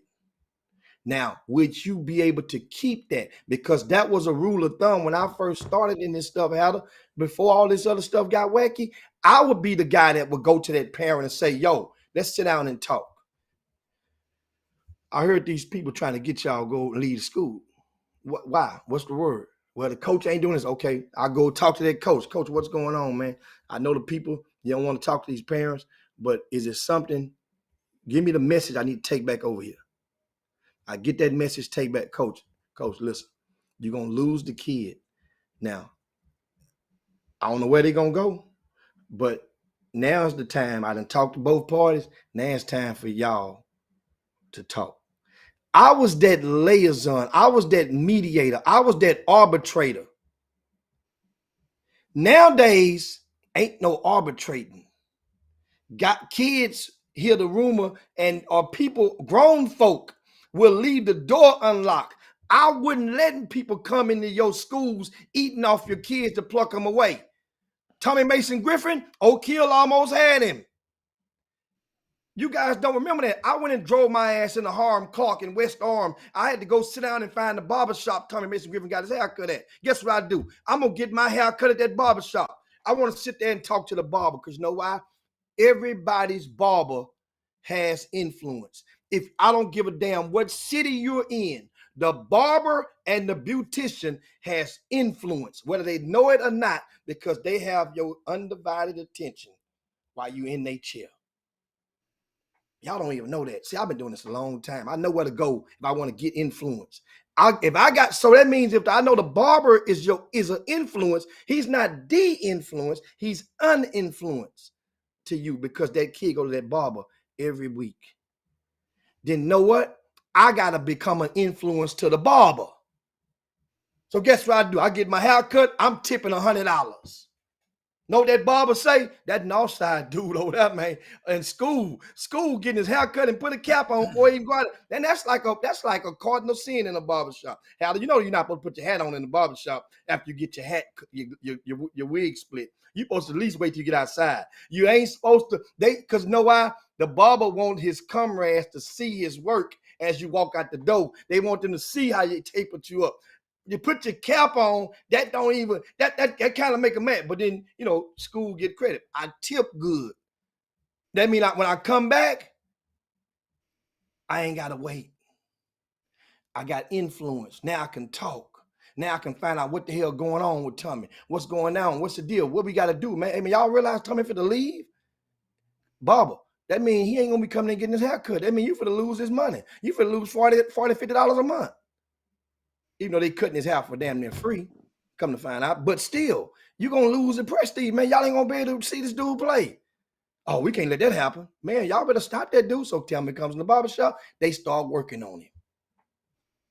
I go back to the barbershop. This is true story. Yeah, we lost a Jamal Branch to Arlington Grace Prep from Atascocita.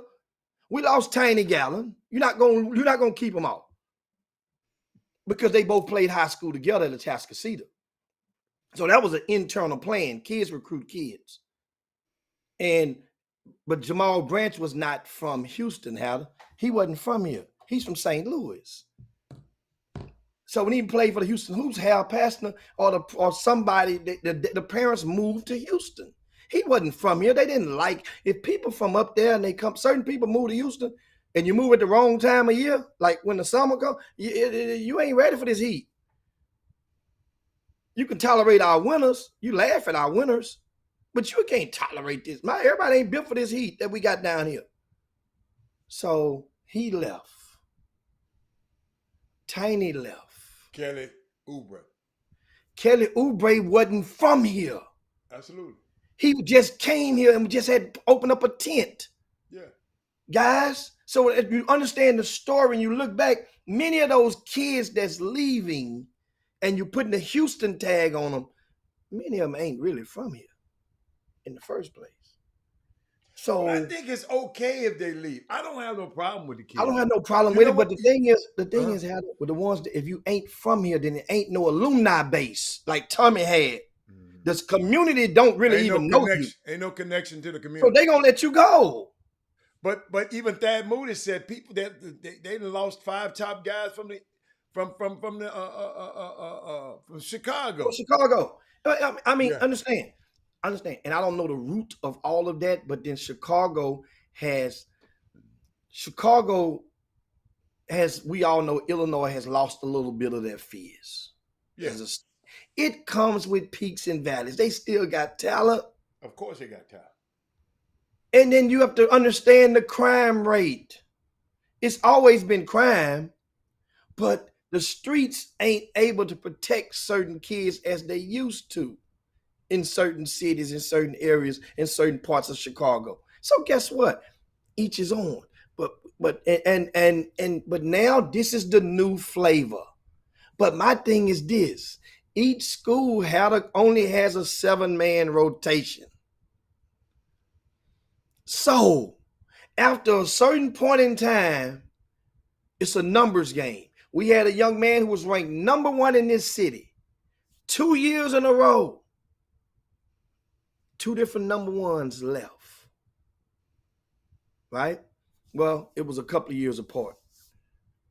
2 years apart, they left. JVL Francis went to Montverde. He's at University of Houston right now. He would have got University of Houston and at Westbury Christian. But guess what? He wanted to go and see the lure and get that, and that was part of that in that bucket list.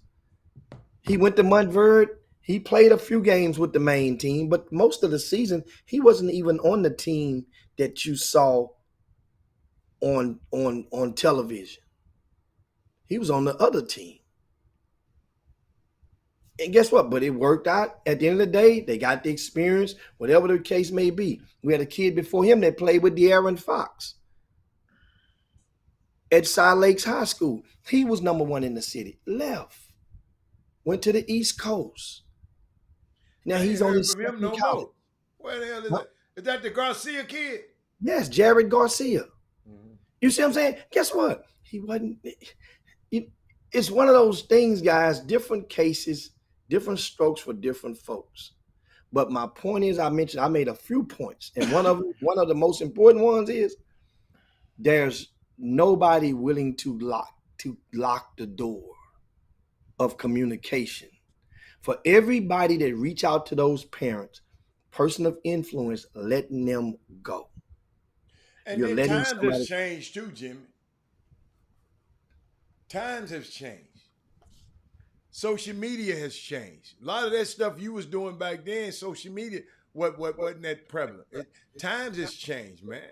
You know, you got Kanye West got teams. You got but Wesley Yates III took a visit along with both of his parents. Yes. Just a couple of weeks ago.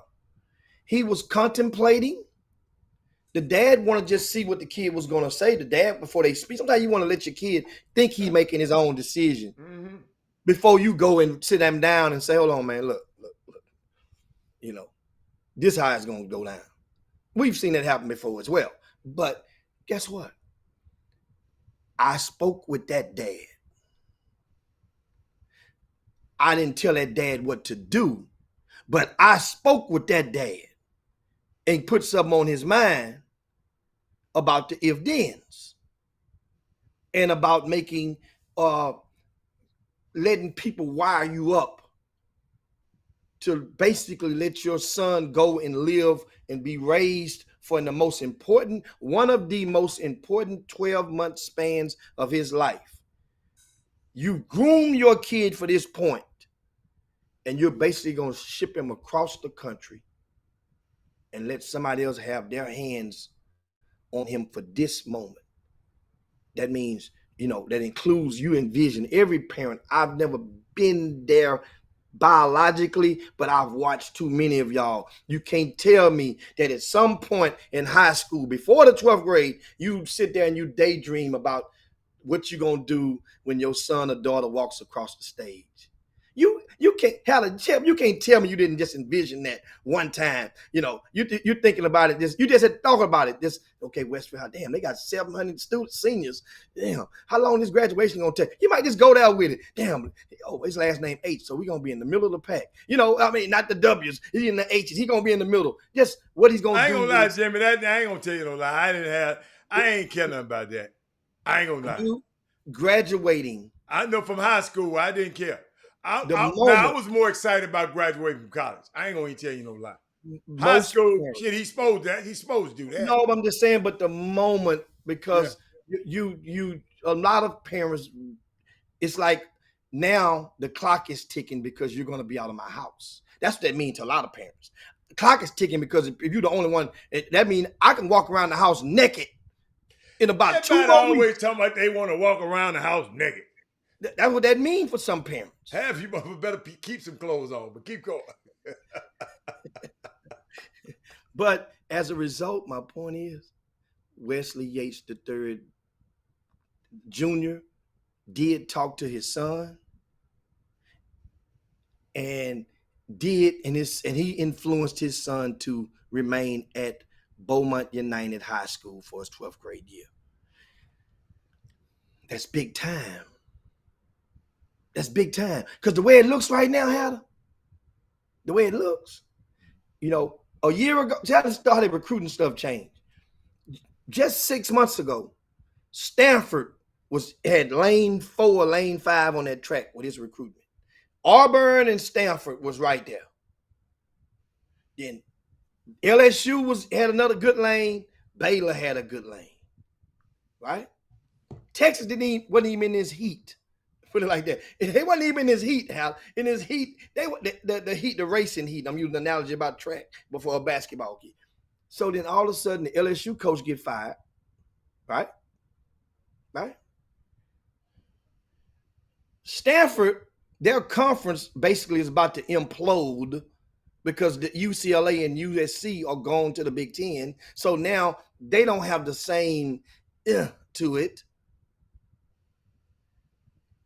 Auburn is still there, but Texas now has a lane on the track because one of the homegrown idols, friend of the family, is now an assistant coach there.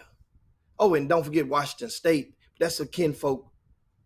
That's a legacy recruitment in that phase. I don't expect him to go to Washington State, but the mother has a second cousin on that staff, so they're going to get a visit. They're going to get, which they probably got out. They're in the hunt. They're gonna have a lane on the track. That's all you can ask for if you that kinfolk. But he's staying home. That's my point. And that don't mean I made him stay at home. No, it just meant that I felt good because I did my part in going and making that phone call, because that was a parent that I already had a bridge of communication with. That's a difference. You see what I'm coming from? Now, whereas a bridge of communication, whereas we talking grown folk conversations, me and his dad hardly ever talk about him. Hardly ever. Hatter? We hardly ever talk about him. I mean, of course, after the event is over with, hey, how he do tonight? You know what I'm saying? He did this. But other than that, we talking about other stuff. Life, how the family doing, what's going on, what you see out there, what type of animal you saw. You see any snakes jumping out the water this time or this today? You know, talking about other stuff. A lot of the guys out there, Hatter, they don't have that type of relationship with the parents. And so their conversations are basically on a business tip, because they so used to you they know you in a certain role. They don't see you in a role of a confidant. They don't see you in a role where you can help them advance. They see you in a role of you doing something. They see what they see. They see you sneaking through here. They see you sneaking over there, and they think so you the sneaky one. And it's a lot of sneaky folk in not just Houston, but in the state. So that's the thing, man. That's the thing. And guess what? If you hadn't read the VIP news day on RCS Sports, well, you got another number one ranked player that's about to leave the Houston and go out of state. Another one. And he was one of those ones that I said was leading the charge, because he's going to be ranked in the country in the top 20. He's going like a turkey. How did turkey go? Where did turkey go? Where he go? Through the corn. Like the turkey do the corn. Okay. So you guys feel me? And guess what? I got the communication bridge with the dad. I understand the situation, and I haven't attempted to stop them, or because understanding their why. Their why. But you go in the VIP news, you'll see exactly who I'm talking about. You'll see exactly who I'm talking about. But the thing is, how to also back in the days, you know what happened? I remember a young fella that was about to go, came from Louisiana. His name was what's the young fella's name? From Lake Charles, Louisiana, Josh Gray. Right? Josh Gray was getting ready to make a move. And then I go and find out that he got to Wheatley, Fifth Ward, opened their arms and made it possible for him to go and finish his high school in Houston and not leave and go out of town or out of state. Josh Gray had traveled a hell of a road, guys. And then I go and find out once he get over in Fifth Ward, then of course I got first cousins all through Fifth Ward. And we go and we realize, guess what? One of my cousins, Wayne, go and meets Josh Gray. And Wayne is the guy in the family that keeps he knows what they call it when you do your family, your lineage, how to that what they call it, your somethology when you studying your trees and all that, your family tree. What they call it? Somethology.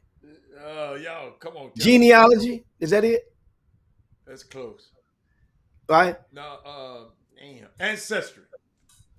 Ancestry and genealogy, both of them. Yeah. Okay. So Wayne is our cousin that he kind of can cite everybody's kids from every limb on the tree. And then so it was intriguing, never did intrigue me. I never thought of, Josh Gray. Well, my mama's mama, her maiden name, her name was Zama Gray. Wayne knows, I just know Mama Zama Gray. And Wayne had the whole tree already. He has that stuff already on his computer. Before this Ancestry.com, Wayne was that cousin. Every family has one. So Wayne goes and by the way, find out that Josh Gray his dad, his granddaddy or great granddaddy is like my grandmama's nephew. So that's like a second, third cousin, whatever you guys want to call it. So that means you feel more compelled to take care of this kid now. You got to look out for him. That's about I'm getting to. So he ain't going nowhere. He untouched. So now he has an extra layer of protection. Even though you're a stranger in Fifth Ward, nobody messing with him because he kin to the Johnsons, he kin to the Freemans, he kin to, you know. So, and then I went and I picked up Josh Gray one day from Hatter. I went and picked him up one day and explained to him, took him through a ride through Fifth Ward. This is where we used to live at. This is where your cousins, this is where they had the cafe at. This is where, and I took him by all those houses in Fifth Ward. Which, you know, we all right.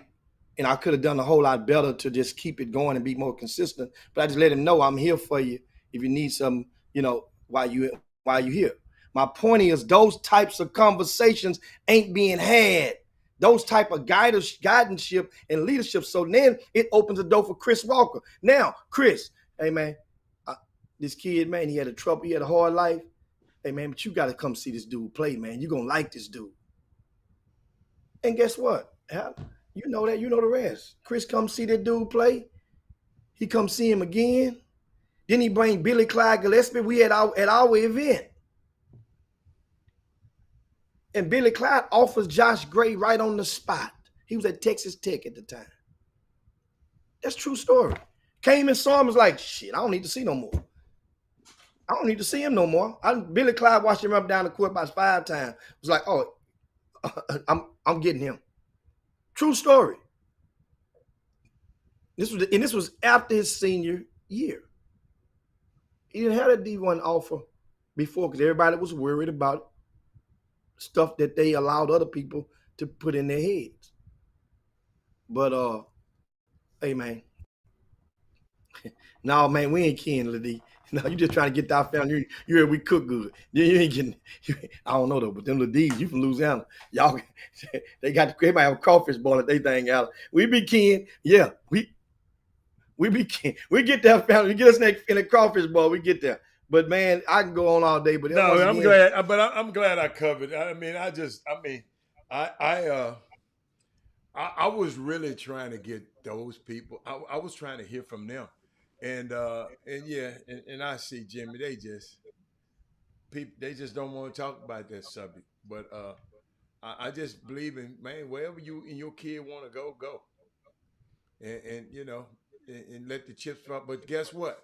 When it don't happen for you, it just, you know, it's okay. If it do happen for you, it's okay. So that's the last time I'm gonna talk about it. I'm gonna tell all the people who sending me the email. No, see, Jimmy, then I heard Jimmy, they tweeted something this morning. See, I'm getting tweets. I'm getting another tweet. Check this out. Check this out. Hold on. I'm finna. 2023.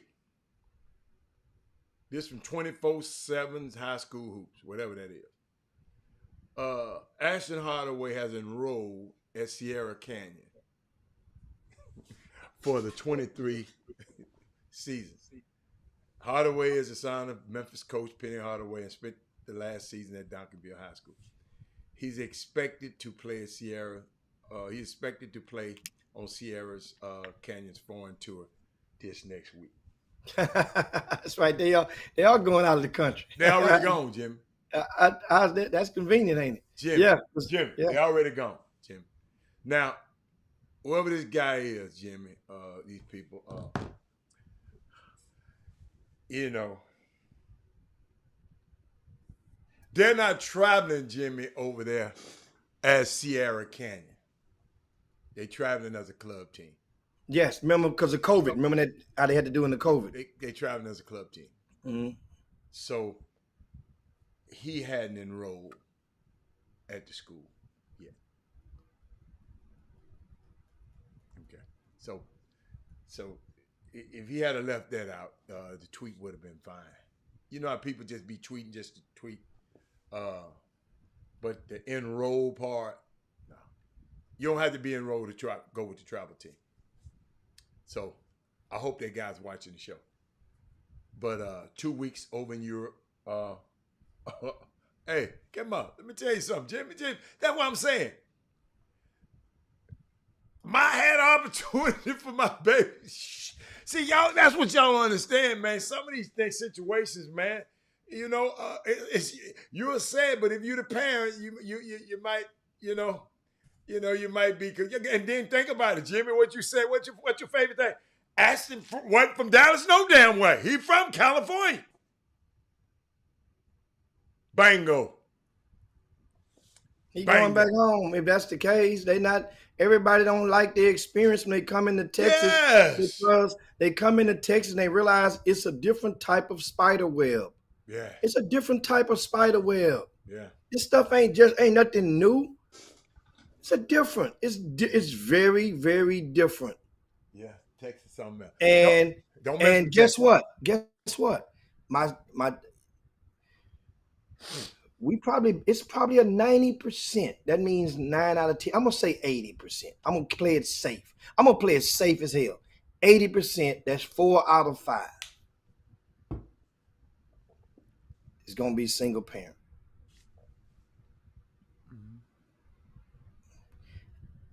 4 out of 5. It's gonna be single parent. That leaves. Yeah. It's a good point. You guys, you can go pull up the rug, flip it over. You can take the sheets off the bed, flick them, put them in the washing machine, put them in the dryer. Make a statement like that. What are you saying? When you got two parents in the household, it's hard to just. It's hard to get. It's harder. Harder to get. Okay.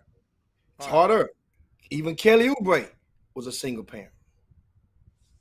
Mm-hmm. Single parent, I don't mean it ain't a male and a female in the household. I'm talking about your biological mother and your biological father in that household. Is very hard if they both are unified front in that house to get that baby away.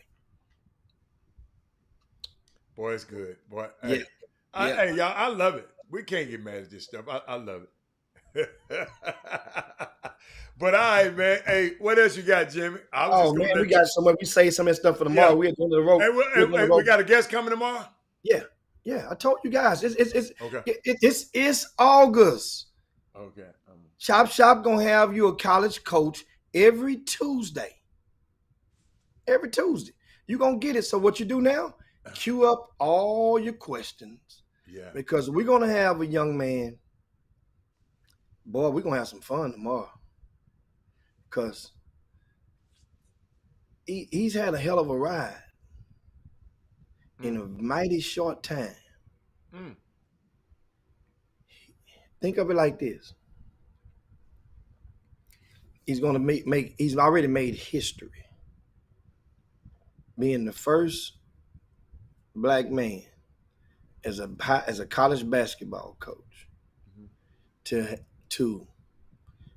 have coached in the Big 12, the SEC, and the ACC, all within a 5-year span.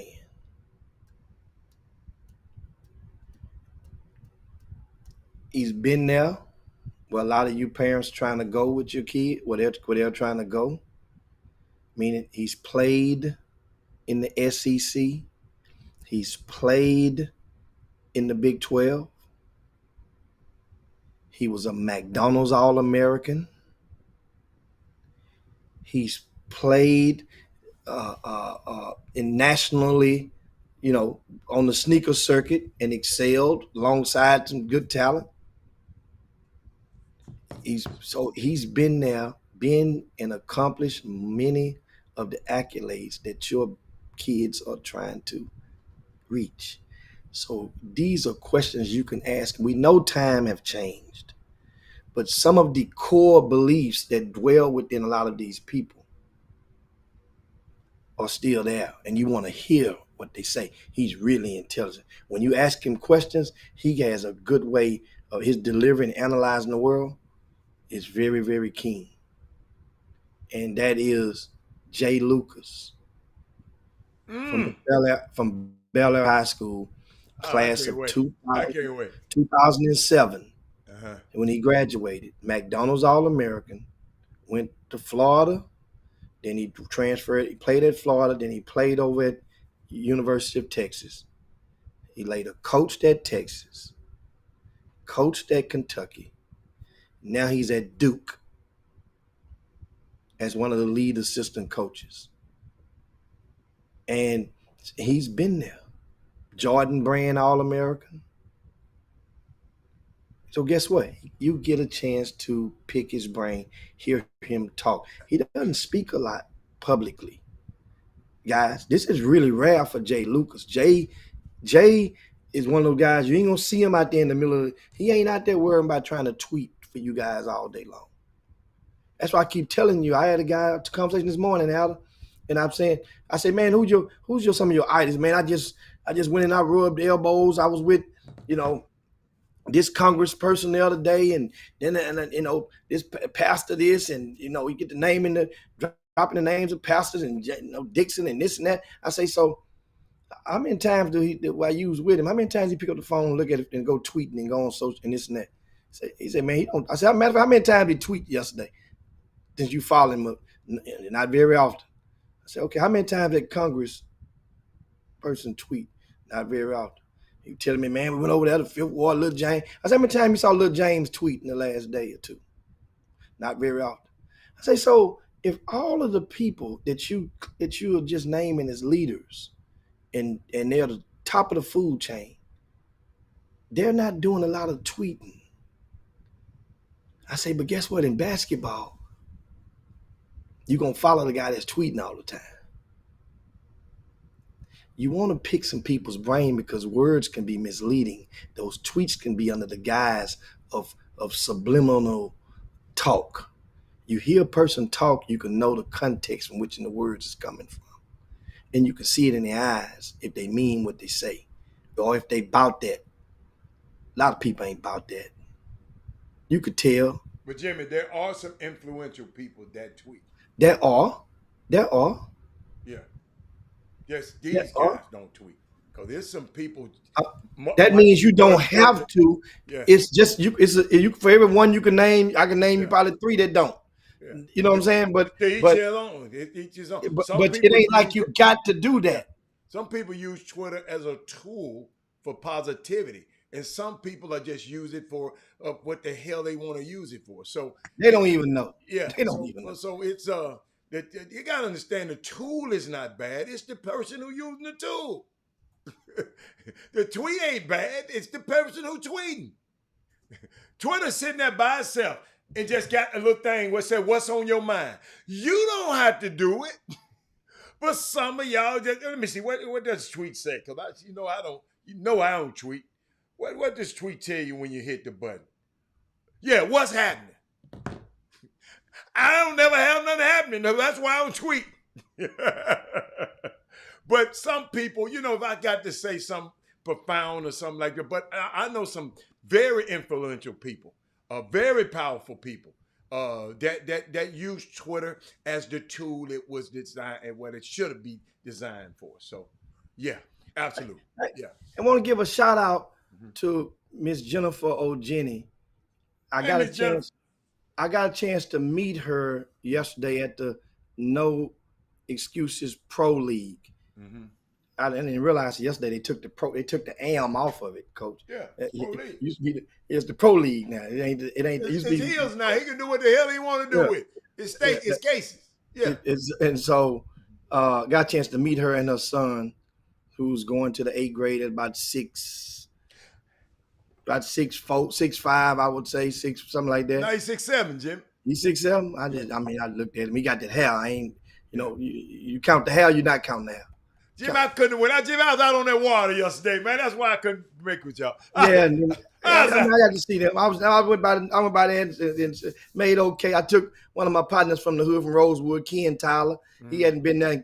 Many people that from the old school of the old Pro-Am days, they remember Ken from Cashmere High School, class of '84, and so we went through that and it was good for him. Because Ken one of those guys like a lot of hoods. They got some guys they ain't gonna go far from their hood on their own. They live their life. Right. They ain't going. So Ken went back in there. We made a old quick lap yesterday, and that was cool. Shout out to Glenn Smith down in the valley. Glenn he had dual residences.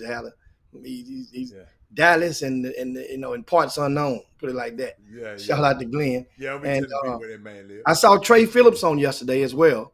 I offered him to. What Michael Jordan was there. Should have been. I didn't see Mike Jordan. Okay. I went and I took a seat on the end. I saw, but you know what I see? I saw Aaron Harrison Jr. Okay. He's flying out to Turkey. He's leaving on the way to Turkey, and glad to know, young man, in good spirits. Great But kid. that pro league is filled with those young men who were stars within that range in the past 10 years. Mm-hmm. So a lot of those guys from 2012 on to now, they are the ones that's toting the league. Mm-hmm. And it was a D'Angelo good crowd. Hurt, he would have been there. D'Angelo Oh, he's Hurt. hurt? Okay. Yeah. But a lot of those kids, D'Angelo came out in that span. He came out in 2011, I think. Mm-hmm. But, around that span, Shabuti Shabuti is the man, one of them dudes in there. And they told me he leading the league in scoring. Yeah. And Ken saw him, and Ken was like, man, that little cat that parked next to we got in the parking lot, and he putting in some work. I say, man, you know what? Shabuti, I'm proud to see Shabuti. And he have a nice little following.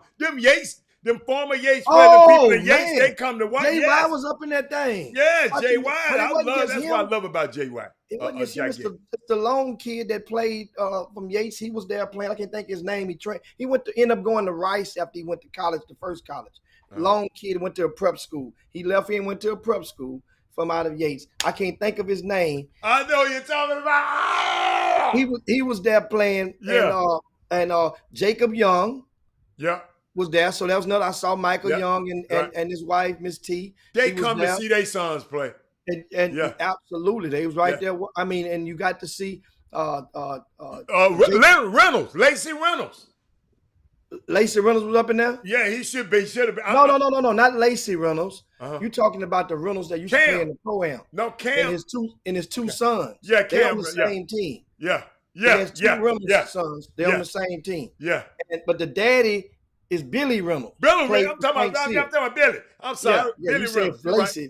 I'm sorry. Billy My Reynolds bad. Billy was Reynolds. up in there, in that joint. I mean, and that's one of the things. It's if you cool, haven't, man, in there. If you haven't been to the Fundy Recreation Center, it's kind of like your Taj Mahal. Yes. If you play basketball, you must take a kid through there. It's free. Yeah. Take the kids through and let them just see. And when you take them there, first, what you do, when you go in the door, turn right and take them through the trophy case. That way They you took can a lot go. of stuff out of the case, Jimmy, for some They reason. did? Yeah, it ain't a lot of stuff ain't in there like it used to. Why? I don't know. I guess during the pandemic, they just ain't put it back. It might be there back by now. But you remember during the pandemic, they used that as a shelter. So they had to take all of them people was in there. So they had to take a lot of that stuff out of there. You say them people. I mean, come on, man. Come on, people. Come on, man. But they play tonight, I think, I want to say See 7 that, Karen, my baby. Yeah, did you see Karen Thomas in the concession stand? You didn't go by there and holler at her? They tried to beat me for $5 to get in. They tried her and her little old homegirls. They thought me and Ken didn't know no better. So they say $5. I say, wait a minute. No, she was at the concession stand. She wouldn't have been at the door.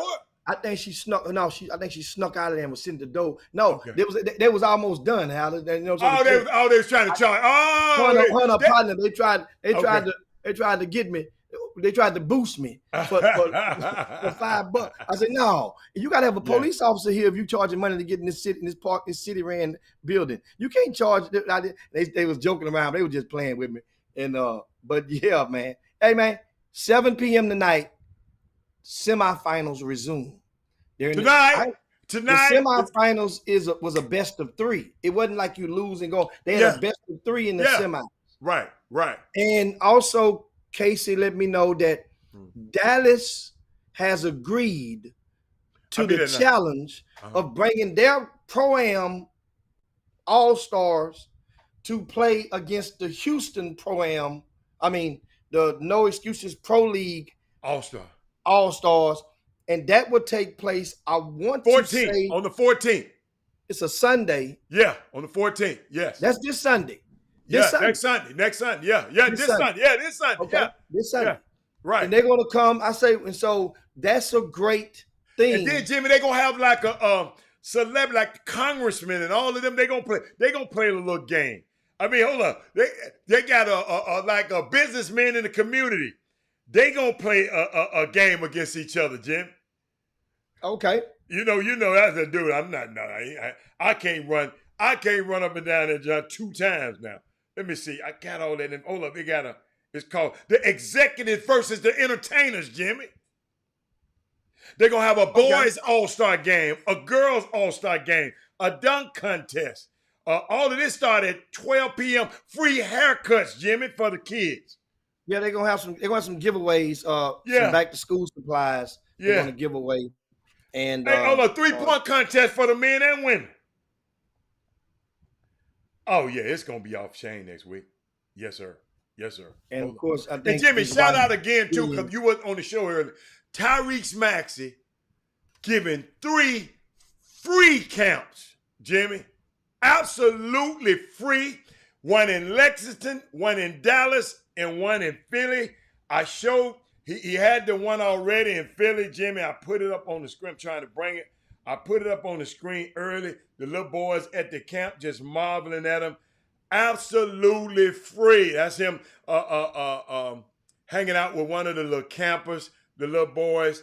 Man, Doc Rivers said that's one of the best kids he ever coached in his whole career. Unbelievable. 12 times, 12 o'clock. Everything started at 12 next week, Jay Jackson, at the No Excuses Pro League. But, Jim, I'm glad you went by. I was just on that water yesterday, Jim.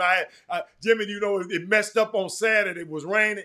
You know, you can't be out there on that water messing around with them elements, Jimmy, because that water get choppy. So yes. But hey, tonight is gonna be all right. Jimmy, let's meet up at your duck. Let's meet up at your duck off over there. You're right, boy. Let me tell y'all something, man. Boy, this man ain't no good. I ain't even talked to him about it. Man, I'll talk to you later. We go to a duck off together, and the next thing you know, he done been back to the duck off and hooked it up and hooked him. He got a duck off, the duck off hookup. I said, oh my God. But it's cool. But Jimmy, we'll talk about that tomorrow. Let's get out of here. Because I might want to get down there to mess around. Gotta give a shout out to that little twin from Which the one? University of St. Thomas. What do you do now? Boy, he was putting in work last night. I like to see that. And them kids like him. Who Twin was won? taking care. They beat them. They beat Jonathan Simmons them. They got the tiebreaker tonight. Oh, Jonathan Simmons Yeah. always. He didn't play. Oh, well, they He gonna get coached. beat. He coached. He gonna get beat if he don't play. Yeah, he coached.